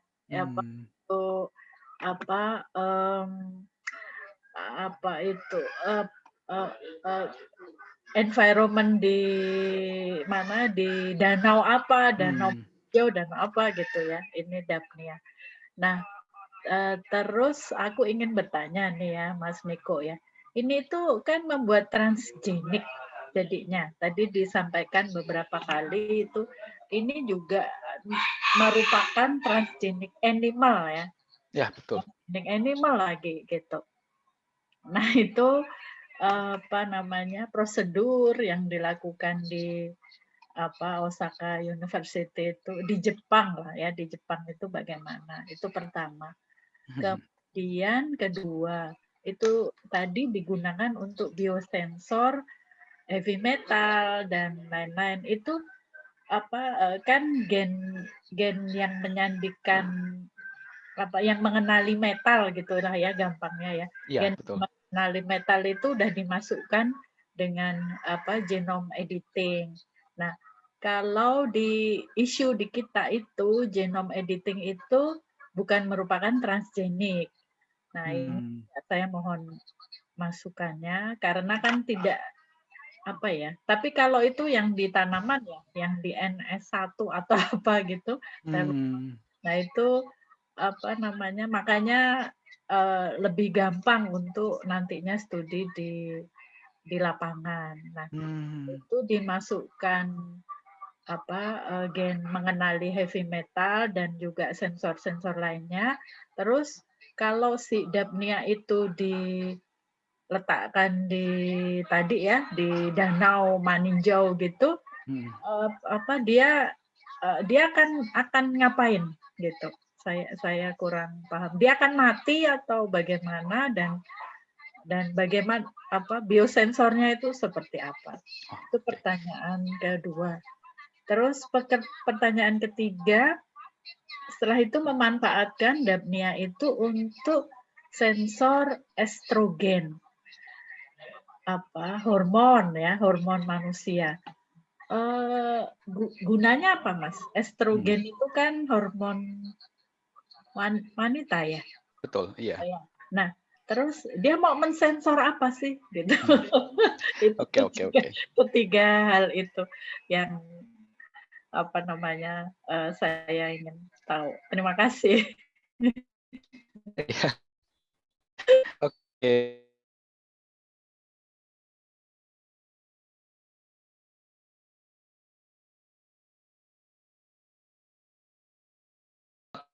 Untuk menggunakan diksi misalnya setiap orang, semua orang dalam genome editing gitu. Yang pertama. Lalu yang kedua, si transgenic animal ini tidak bisa serta-merta dirilis ke environment. Bahkan untuk Dapnia magna ini sendiri tidak bisa dirilis ke environment karena strain yang kita pakai di sini bukan strain natif dari Jepang, seperti itu. Nah, itu ada banyak prosedurnya gitu, dan cukup complicated karena pengawasannya cukup ketat. Jadi setiap tahun kita harus submit proposal riset, kita pakai Dapnia ini, kita lakukan genome editing di ini, lalu kita harus kasih list transgenik kita apa saja, terus juga setiap saat itu juga pasti ada dari Health and Safety Division yang ngecek apakah prosedur yang di lab kita benar atau tidak, seperti itu. Mungkin kalau saya kurang tahu kalau di Indonesia ya Bu, tapi untuk animal transgenic saya rasa mungkin dalam kedepannya pasti akan ada regulasi yang secara spesifik buat mengatur rilis atau penggunaan dari transgenik itu gitu. Nah, tapi secara global itu memang sudah ada aturan yang saya tidak tahu apakah Indonesia sudah mengadopsi konvensi itu secara hukum atau enggak, tapi sudah ada aturan yang membatasi release of genetically modified organism di lingkungan. Dan tidak hanya animal saja, misal ketika kita pakai E. coli buat Escherichia coli buat plasmid, misal kita bikin plasmid atau protein rekombinan gitu, kita tidak bisa sembarangan membuang itu kan ke lingkungan kan, kita harus deactivate, kita harus autoclave dulu dan macam-macam gitu. Tapi saya rasa itu pasti ada aturannya di Indonesia. Lalu yang kedua mengenai biosensor. Jadi tentu saja tadi kan yang seperti yang saya bilang bahwa conventionally kita lakukan Dapnia itu hanya kita taruh di lingkungan, lalu kita cek setelah berapa waktu, kita cek dia matinya berapa atau dia jadi lemes atau apa gitu. Tapi yang kita lakukan di sini adalah kita ngambil responsnya secara langsung sehingga kita meningkatkan sensitivity-nya gitu. Nah, untuk aplikasinya itu mungkin kita tidak bisa melepaskan ini secara langsung ke lingkungan gitu, tapi kita mengambil dari lingkungan, kita ambil sampling dari situ lalu kita cek di situ gitu. Nah, untuk sensornya itu sendiri saat ini yang kita gunakan merupakan fluorescent protein. Memang fluorescent protein itu cukup susah dideteksinya gitu. Tetapi tidak melepas kemungkinan kita bisa menggunakan marker genes yang lain. Contohnya yang menarik dari Dapnia itu adalah dia memiliki hemoglobin. Hemoglobin yang kita punya di darah, yang manusia punya di darah itu yang warnanya merah, di Dapnia itu juga punya hemoglobin genes. Itu cukup aneh itu sebenarnya, bagaimana organisme yang secara evolutionary jauh terhadap manusia juga punya hemoglobin gitu. Dan hemoglobin ini ketika dia overexpress, dia akan menyebabkan Dapnianya menjadi merah. Ini yang salah satu approach yang bisa kita lakukan mungkin di masa depan, bahwa kita tidak mendesain reporternya hanya dari fluorescent protein yang cukup susah, cukup equipment untuk mendeteksinya agak mahal ya gitu. Tapi kita bisa melihat dari visible phenotypic gitu, dan misalnya dari perubahan warna jadi merah, dan itu jauh lebih cepat dibanding ketika kita melakukan classical endpoint, hanya melihat dari mati atau survival rate-nya seperti itu. Lalu yang terakhir estrogen biosensor. Jadi Ya, saya rasa tidak ada kontaminasi estrogen di lingkungan. Tapi yang jadi poin dari penelitian ini adalah bahwa kita bisa menggunakan Dapnia sebagai sistem buat menganalisis gen manusia, respon gen manusia terhadap lingkungan. Jadi yang kita utamakan di sini adalah, jadi poin utamanya adalah bagaimana kita memasukkan gen manusia ini, gitu. Ketika contohnya estrogen ini, tapi ketika kita dalam ekotoksikogenomik kita biasanya melihat suatu perubahan gen, misal kita di lingkungan sekitar kita ada exposure terhadap chemical A, gitu. Lalu kita mau ingin tahu apakah efek chemical A terhadap kesehatan manusia seperti itu. Tentu kita bisa ngecek dari, kita tidak mungkin mengekspos manusia, ada yang mau sukarela diekspos dengan chemical, gitu. Jadi yang kita lakukan, kita hanya men-screening gen yang kebetulan yang bisa di-upregulate dari situ, lalu kita confirm, kita masukkan di sistem lain, yang ini dalam Dapnia, lalu kita cek seperti itu. Begitu Bu Lilis. Luar biasa ya. Kalau ini Mas, transgenik dan non cisgenik begitu. Dengan kenapa kok ini disebutnya transgenik dan bukan cisgenik ya, kalau menggunakan genome editing atau bagaimana gitu? Aku juga. Saya tidak pernah mendengar istilah cisgenik. Mungkin Mbak Ibu kayak konfirmasi trans and cis seperti itu ya Bu ya. Tapi istilah transgenik itu adalah transgen, jadi gen yang asing yang dimasukkan secara tidak alami ke dalam makhluk hidup begitu. Makanya disebut transgenik seperti itu disebutnya. Tapi tadi kan metodenya kan genome editing kan. Jadi gen yang menandakan heavy metal atau apa itu diedit dan dengan CRISPR-Cas gitu kan ya. Iya. Gitu kan, dimasukkan dengan ya, jadi mungkin kurang, tadi saya penjelasannya mungkin kurang jelas. Jadi sebenarnya kita tidak mengedit gennya, kita hanya mengambil promoternya. Oke. Karena inti dari itu hanya promoternya. Gennya tidak akan berfungsi apa-apa ketika kita ekspos tanpa promoter yang. Jadi kuncinya adalah di promoter itu, ada seperti itu Bu. Gennya itu hanya penanda, hanya responsnya gitu. Tapi promotornya itu diinsersikan dengan metode genome editing kan? Betul, iya betul. Jadi sebenarnya tidak ada modifikasi gen di dalam sistem ini ya? Modifikasi kan? Dia hanya memasukkan promotor aja gitu. Modifikasi tetap ada karena kita memasukkan seluruh konstruk ini ke dalam genom gitu. Itu modifikasi. Siap. Yang abu-abu ini dimasukkan juga ya? Betul, iya, seluruhnya ini, seluruh konstruk ini. Siap. Oke, kalau begitu ini transgenik sih. Transgenik.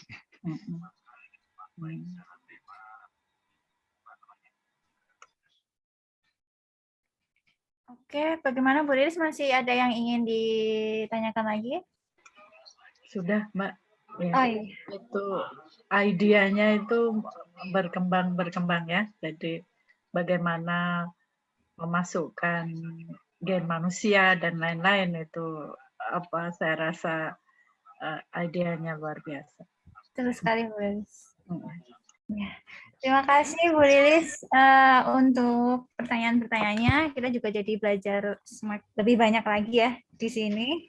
Kemudian mungkin ada lagi Bapak Ibu yang ingin ditanyakan? Saya Mbak Vina. Oh ini ya Mas Anam ya? Iya. Oh ya silakan Mas Anam. Terima kasih Mbak Vina, terima kasih Mas Niko atas presentasinya yang sangat menarik. Saya mau konfirmasi saja. Kalau untuk yang pertama yang metalothionin itu berarti Mas Niko itu memasukkan gen ke dalam genomnya. Betul, iya. Sedangkan untuk yang estrogen itu yang respon elemen, Mas Niko memasukkan plasmid ke dalam si Dapnianya itu. Ya, sebenarnya dua-duanya vektornya adalah plasmid. Iya. maksudnya yang satu genomnya diedit ya, diinsersi ya. Iya. Terus yang satunya lagi menggunakan tool plasmid untuk respon elemennya. Jadi begini, untuk ketika kita mendesain suatu reporter plasmidnya, gitu kita taruh di plasmid memang benar, lalu seluruh plasmidnya ini kita masukkan ke dalam genom gitu. Jadi semuanya termasuk seluruh bagian plasmidnya ini masuk. Iya, Ketika kalau kita yang untuk respon elemen, ketika respon elemen kita kita lebih singkat. Jadi tadi di metalotheonin ini kita ngambil di seluruh promoternya, termasuk respon elemennya kan. Tapi di dalam promoter itu juga ada banyak regulatory sequence, regulatory komponen. Misalnya di mana si gen itu terekspresi. Spatiotemporal regulation dari gen itu juga masuk kalau kita ambil seluruh promoter.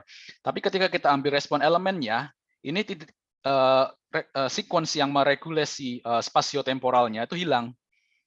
Jadi purely hanya respon terhadap ada atau tidaknya chemical gitu. Jadi ketika kita masukkan ini, ya sudah, hanya dia akan aktif ketika si hormon itu ada, seperti itu. Iya. Berarti sistemnya kan yang satu genomnya diubah, yang satu hanya plasmid kan? Dua-duanya genomnya diubah, Mas, karena kita masukkan si plasmid ya, dengan respon elemen ini semuanya ke dalam dapnia. Jadi dua-duanya genomnya diubah. Oh, Yang beda. Berarti yang respon elemen banyak ini plasmid atau genom? Plasmid, sama. Plasmid ya? Iya. Ya berarti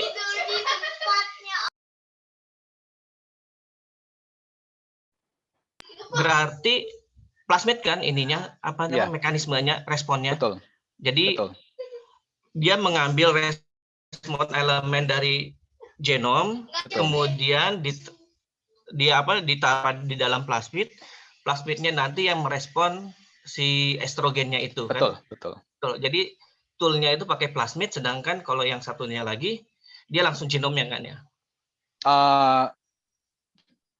Langsung genom, tergantung definisinya. Jadi ini sebenarnya juga kita ngambil hanya promoternya, Mas.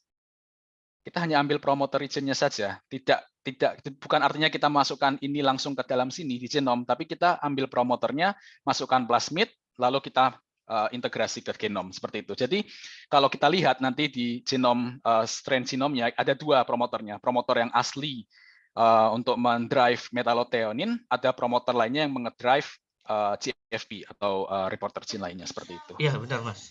Kalau yang RE itu pakai talent nggak, Mas? RE ini ketika kita mendesain RE-nya ini simpel aja sebenarnya, hanya dengan PCR reaction kita order oligo lalu kita masukkan. Tapi untuk integrasinya kita yang RE ada yang menggunakan talent, misalnya yang ini pakai talent, sedangkan yang ini kita pakai CRISPR. Oh, berarti semua diintegrasikan ke genom berarti kan? Benar. Oleh Mas itu masih garis bentuk plasmid gitu loh, belum transgenik gitu loh di PowerPoint-nya. Jadi saya bingung sistemnya plasmid apa genom gitu kan? Oh iya. Agak ambigu jadinya. Oh iya. Sorry ya, ini sebenarnya saya hanya menggambarkan plasmid, reporter plasmidnya, tapi sebenarnya ini dimasukkan ke dalam genom, betul. Oh iya, berarti semua sistemnya genome insertion ya? Genome insertion. Ada yang sistem plasmid ya? Ada yang sistem plasmid yang ini.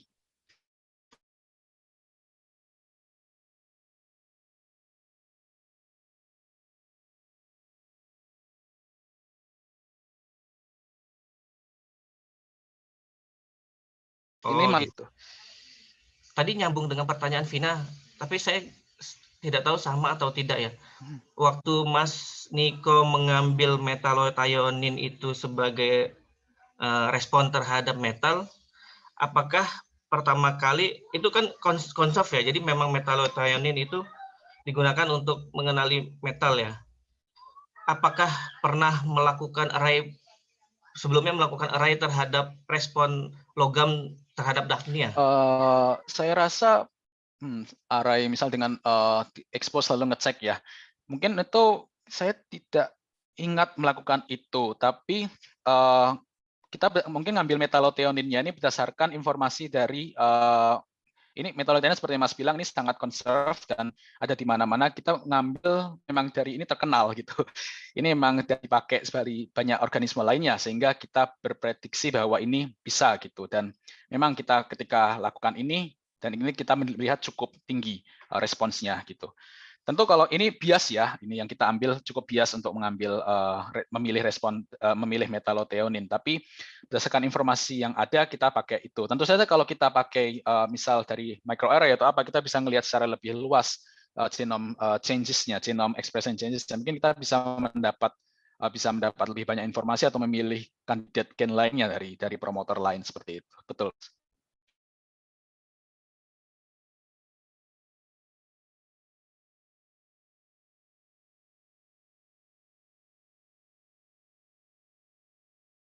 Mungkin agak kita nggak kenal ya. Kalau misalkan teknologinya kita bawa ke yeast atau ke bakteri, kira-kira bisa nggak, Mas Niko? Jadi buat saya belum pernah lihat untuk jadi ketika kita menggunakan genome editing seperti ini, kita kan pertama harus introduce si construct-nya nih, yaitu si CRISPR atau TALEN, lalu reporternya kita inject ke dalam ya. Tapi kalau misalnya dengan bakteri mungkin bisa, tapi akan lebih sedikit lebih saya kurang tahu, mungkin sistemnya akan sedikit lebih beda dengan yang apa kita lakukan di sini. Karena contoh dalam bakteri, ketika ada double strand break, mungkin komponen untuk memperbaiki double strand break itu tidak sama seperti yang ada di Dapnia atau di higher organism. Sedangkan untuk mengintegrasi suatu konstruk atau suatu genom suatu gen ke dalam genom itu perlu perlu pathway yang supaya bisa jadi masuk gitu. Kalau tidak ada repair pathway itu mungkin tidak bisa masuk gitu. Jadi mungkin ketika kita target bakteri atau apa, mungkin jadinya mungkin harus ada sedikit approach yang berbeda seperti itu. Dan kalau misal kita pakai yeast, tentu saja kita bisa coba genome editing di yeast dan itu banyak dilakukan. Tapi yeast itu cukup menarik karena yeast itu sebelumnya saya jelaskan bahwa ada dua pathway ya, non-homologous end joining dan homologous recombination. Di yeast itu non-homologous end joining sangat jarang. Jadi justru homologous recombination yang banyak terjadi di yeast. Jadi mungkin konstruk dari plasmidnya yang kita akan masukkan ke sana mungkin harus agak sedikit berbeda. Approach-nya berbeda, tapi tidak menutup kemungkinan bahwa sistem ini bisa diaplikasikan di situ. Seperti itu. Tapi keunggulan Daphnia tadi itu tahan banyak ini ya, logamnya. Nah, ya yang jadi kita utamanya adalah karena memang dia memiliki eco-responsive genes yang tidak ditemukan banyak di lain. Memang dia dari situlah berangkatnya dari kenapa kita utilize Dapnia seperti itu. Oke. Terima kasih banyak Mas Niko ya. Terima kasih. Atas jawabannya. Terima kasih Mas Anam dan juga terima kasih Mas Niko ya atas jawabannya yang sangat jelas sekali. Mungkin kalau memang masih ada Bapak Ibu yang ingin bertanya, silahkan bertanya mumpung masih ada waktu. Kemudian sembari menunggu dari Bapak Ibu ini ada pesan sponsor dari panitia untuk jangan lupa kepada Bapak Ibu untuk mengisi lembar evaluasi yang linknya sudah dicantumkan di kolom chat ya Bapak Ibu. Kemudian juga jangan lupa mengisi daftar hadir kalau memang belum. Begitu pesan dari panitia. Kemudian oke, kita lanjut ya ke sesi tanya jawab. Apakah masih ada yang ingin bertanya? Mungkin saya mau tanya, Pak. Oke, ada dari Mbak Dini. Silahkan Mbak. Ya. Terima kasih waktunya. Saya tertarik dengan di bagian kesimpulan tadi ya. Ada namanya ekspresi protein rekombinan. Yes. Itu udah ada belum protein rekombinan yang dilaporkan diekspresikan dengan Daphnia? Ya ini salah satu yang kita sedang ongoing progress, Mbak. Jadi kita saat ini sedang masih preliminary study. Jadi kita coba protein rekombinan dengan GFP. Jadi supaya bisa gampang visualisasinya ya, kita masukkan GFP, lalu kita masukkan semacam sinyal peptide. Kita mengevaluasi berbagai sinyal peptide yang ada di Dapnia supaya GFP itu secara efisien terakumulasi di telur. Jadi ketika kalau proteinnya secara efisien terakumulasi di telur, kita tinggal ambil telurnya, kita ekstrak dari sana, itu nanti downstream application-nya. Tapi saat ini masih very early stage, jadi kita baru ngecek beberapa macam sinyal peptide supaya bisa diekspor ke telur. Jadi sebenarnya untuk protein ekspor ke telur itu tidak baru, karena ketika makhluk hidup itu bertelur, dia juga menaruh banyak material kan ke dalam telurnya sebagai semacam bekal untuk si telurnya tumbuh seperti itu kan ya. Jadi begitu juga di Dapnia gitu. Tapi kami ingin mengengineer supaya lebih banyak lagi material yang kita inginkan supaya masuk ke sana gitu. Oh iya. Ini Mas, masalahnya kalau kayak misalnya ekspresinya di telur, berarti kan kayak kita mensekresikan, kalau bisa di yeast kan, misalnya di yeast atau di E. coli gitu ya. Betul. Masa kan ada protein-protein lain yang mengganggu. Nah ini kalau misalnya di telur, berarti proses purifikasi gitu-gitunya tuh belum ya. Maksudnya belum ke arah situ ya, masih ke akumulasinya dulu atau gimana? Saat ini ya kami masih bekerjanya di cara akumulasinya dulu. Ini masih preliminary sekali. Tentu ya benar, itu challenging sekali nanti ketika kita sudah berhasil akumulasi, bagaimana purifikasinya gitu ya. Tapi meritnya yang kita aim dari sini adalah kemampuan untuk post translational modification-nya yang kita tidak bisa temukan di misal menggunakan bakteri gitu. Beberapa high grade protein atau therapeutic protein kan butuh seperti itu. Sedangkan di Dapnia kita mungkin bisa dapatkan protein dengan PTM yang sesuai seperti itu. Itu meritnya. Betul. Iya, sama ini kali ya Mas, apa namanya, regulasi gitu kali ya. Kalau pakai, kan mungkin Dapnia bukan jenis yang apa sih namanya, patogen atau gimana kali ya? Bukan, iya, bukan. Terus sama paling apa, nanti dia punya kemampuan melebihi organisme yang biasa dipakai gitu kayak. Betul, iya. Nah itu mungkin sama produksinya skala besar gitu-gitunya. Iya, soalnya dia yang jadi utamanya dia mudah di culture-nya. Kalau kita misal protein yang kita biasanya pakai CHO-cell ya, Chinese hamster ovary, itu kan beneran meticulous buat kita harus culture-nya, lalu kondisinya kan itu beneran susah gitu. Sedangkan yang kalau kita pakai Dapnia itu very simple dan itu terlihat gitu besar, cukup besar, bisa terlihat di mata, jadi gampang handlingnya seperti itu. Boleh tanya satu lagi? Ya. Ini kalau terkait transcription factor ya. Betul, ya. Kan ini menarik ya. Jadi kalau misalnya terkait stres, kan itu banyak gen yang on gitu ya. Maksudnya ketika transcription faktornya ngerespon stres gitu, terus banyak yang on. Nah ini terkait kalau misalnya ini pakai reporter protein, imaging saja gitu, misalnya kalau ada stres, gen apa aja yang on itu ketahuan atau gimana ini maksudnya? Live imaging. Oke, terima kasih. Jadi untuk live imaging ini, terima kasih pertanyaan ini menarik. Jadi untuk live imaging ini kita harus milih satu gen yang paling sensitif seperti itu. Sedangkan untuk transcription factor ini beda. Jadi kita kebalikannya, kita mencari gen mana yang aktif seperti itu. Jadi kita ini seperti chicken and egg problem. Jadi kalau misalnya kita live imaging adalah menggunakan gen yang sudah kita pilih, yang sudah kita tentukan bahwa dia aktif. Tapi kalau kita transcription factor ini, kita browse. Jadi kita cari di mana transcription factornya itu menempel ketika ada cekaman seperti itu. Tentu saja ini bakal butuh genome wide analysis. Kita harus immunoprecipitate si transcription factornya, lalu kita identify sequence-nya, lalu kita align di database seperti itu. Seperti itu untuk ya riset transcription factor. Tapi mirip microarray ya Mas, atau iya mirip seperti itu. Tapi yang kita lakukan di transcription factor kita mungkin mirip seperti chip. Jadi kita immunoprecipitate si transcription factornya, DNA protein kompleksnya, kita ambil DNA-nya, lalu kita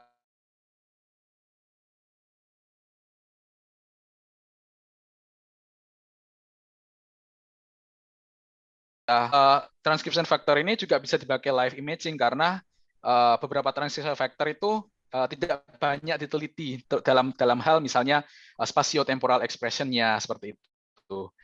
Kan umumnya ketika kita memvisualize transcription factor secara umum, kita bakal bakal ngambil sel atau ngambil organismenya, lalu kita bunuh, kita fix pakai formaldehyde, lalu kita immunostaining. Dan artinya kan organisme itu mati. Tapi kalau kita lakukan live imaging, kita masukkan si reporter itu di transcription factor-nya gitu. Misal kita pakai fusion protein, jadinya kita bisa melihat di mana transcription factor-nya itu terlokalize atau di mana saja transcription factor itu mulai terbentuk seperti itu, mulai aktif seperti itu.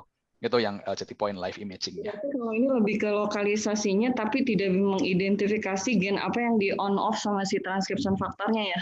Kalau live imaging iya, tapi kita bisa lakukan itu bersamaan karena kita selain memasukkan si reporter gene-nya, kita bisa masukkan juga semacam tag atau protein tag short peptide, misal seperti flat tag atau hemagglutinin tag atau his tag di situ, sehingga kita bisa nge-immunoprecipitate later buat nge-define di mana dia nge-bind seperti itu.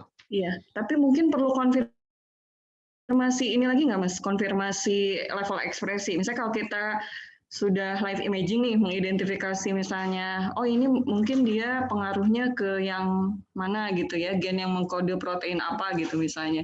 Nah itu nanti dikonfirmasi lagi dengan real time PCR atau apa misalnya, tapi terkait level ekspresi, gara-gara ada cekaman ini, misalnya dari mRNA-nya atau apa misalnya levelnya naik gitu di gen itu yang faktor transkripsinya nge-onin, jadi maksudnya on pas di live imaging gitu nggak sih? Atau udah langsung aja confirm bahwa oh dia nge-on off gen ini yang terkait protein apa? Oh.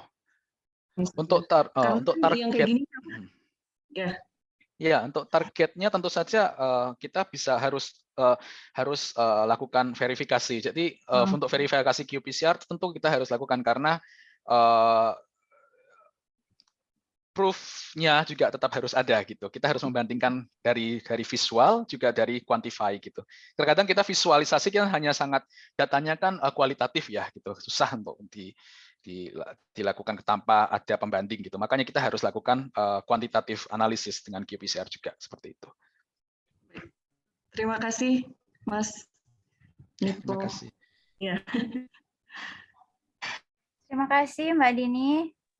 Semoga terjawab dengan jelas jawaban dari Dr. Niko. Ini selanjutnya saya ada titipan pertanyaan nih, karena yang bersangkutan malu untuk bertanya langsung dengan Mas Niko ini ya, jadi ditanyakan lewat saya. Jadi ini pertanyaannya ini mengenai terkait off target presentasi penggunaan genome editing tersebut, presentasi keberhasilannya itu berapa persen nih? Terima kasih. Nah ini sebenarnya ini waktu saya bikin slide-nya juga dapat kritik dari Boya juga. Sebaiknya juga dilihatin hasil presentasinya gitu. Nah ketika kita lakukan genome editing ada dua. Misal ketika kita knockout. Ketika kita knockout itu presentasi kita sangat tinggi. Kita bisa hasilkan hampir sampai 90 atau 100% knockout atau mutan. Tetapi ketika kita lakukan knock-in atau memasukkan gen ke dalam genom, ini yang jadi unik karena berhasilannya itu sangat rendah, misalnya hanya sekitar 1 atau 2% maksimal. Kenapa? Karena ketika kita lakukan knock-in, ketika kita lakukan knock-in, pathway untuk memasukkan ini itu sangat rendah presentasinya. Jadi ketika terjadi double strand break, DNA akan langsung merepair, tapi sebagian besar, sekitar 70% atau lebih itu masuknya ke sini, ke homologous end joining. Jadi yang kita dapatkan selain bukannya knock-in, tapi knock-out, seperti itu. Dan ini homologous recombination ini hanya terjadi sangat rendah, hanya sekitar berapa ya? Mungkin sisanya dari berapa 20% atau 10% dari seluruh kejadian repair. Karena knock-in ini, terutama yang homologous recombination ini hanya terjadi pada satu fase tertentu dalam cell division. Jadi kalau kita ingat di pembelahan sel kan ada fase mitotik, ada fase G1, ada fase S, ada fase G2, lalu fase mitotik. Nah, si homologous recombination ini hanya terjadi pada fase S ketika ada kromosom duplication dan masuk ke arah G2.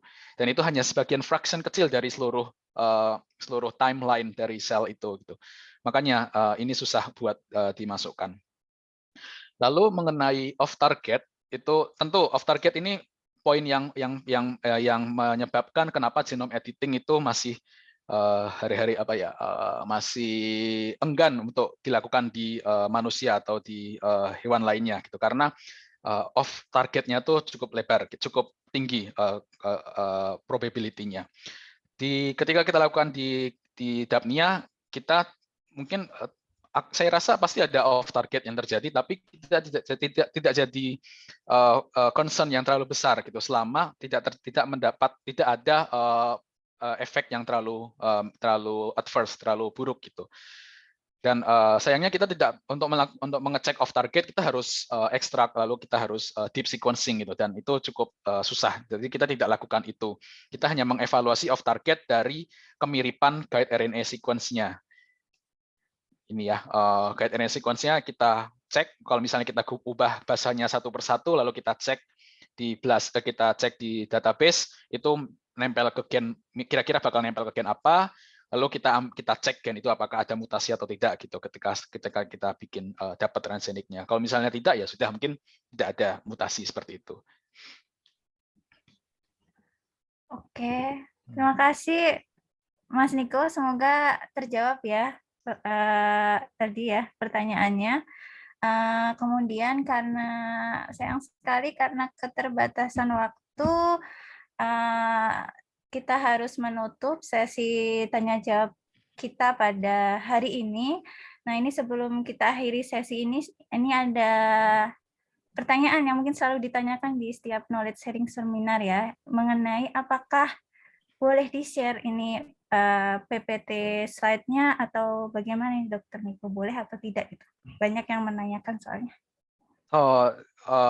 Saya rasa sih tidak apa-apa, tapi saya coba confirm lagi karena beberapa ada unpublished result di sini, jadi coba saya confirm lagi bisa agak nanti untuk ininya, tidak masalah. Tidak masalah, tidak buru-buru. Oke, terima kasih Dr. Niko. Tapi mungkin satu lagi Mbak Vina, boleh. Kalau di-share di YouTube Biotek boleh. Saya rasa tidak masalah, Bu. Oke, ya itu juga ya. Kita knowledge sharing seminarnya sangat menarik, beberapa kali ini juga ya, sering sangat menarik. Jadi kita mau share juga infonya ke publik. Terima kasih. Terima kasih. Betul sekali.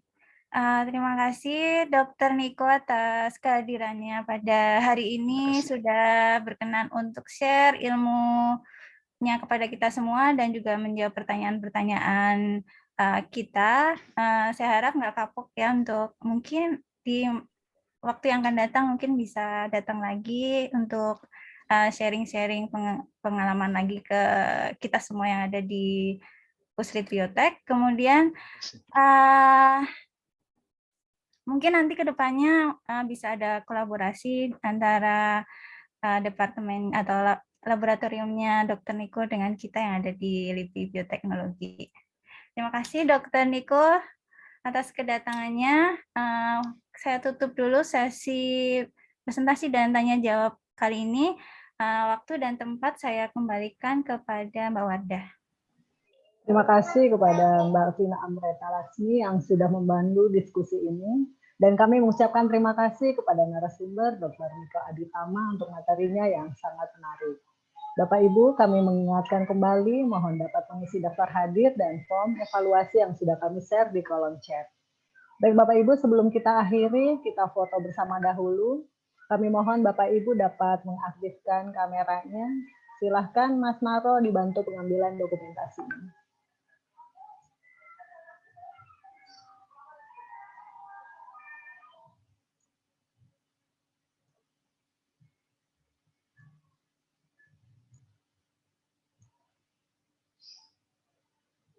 Mas Naro, silahkan.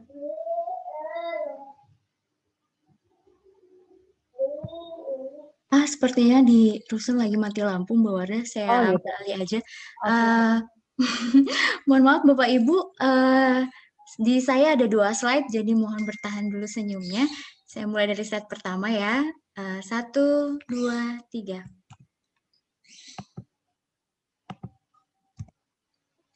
Kemudian untuk slide kedua, 1, 2, 3.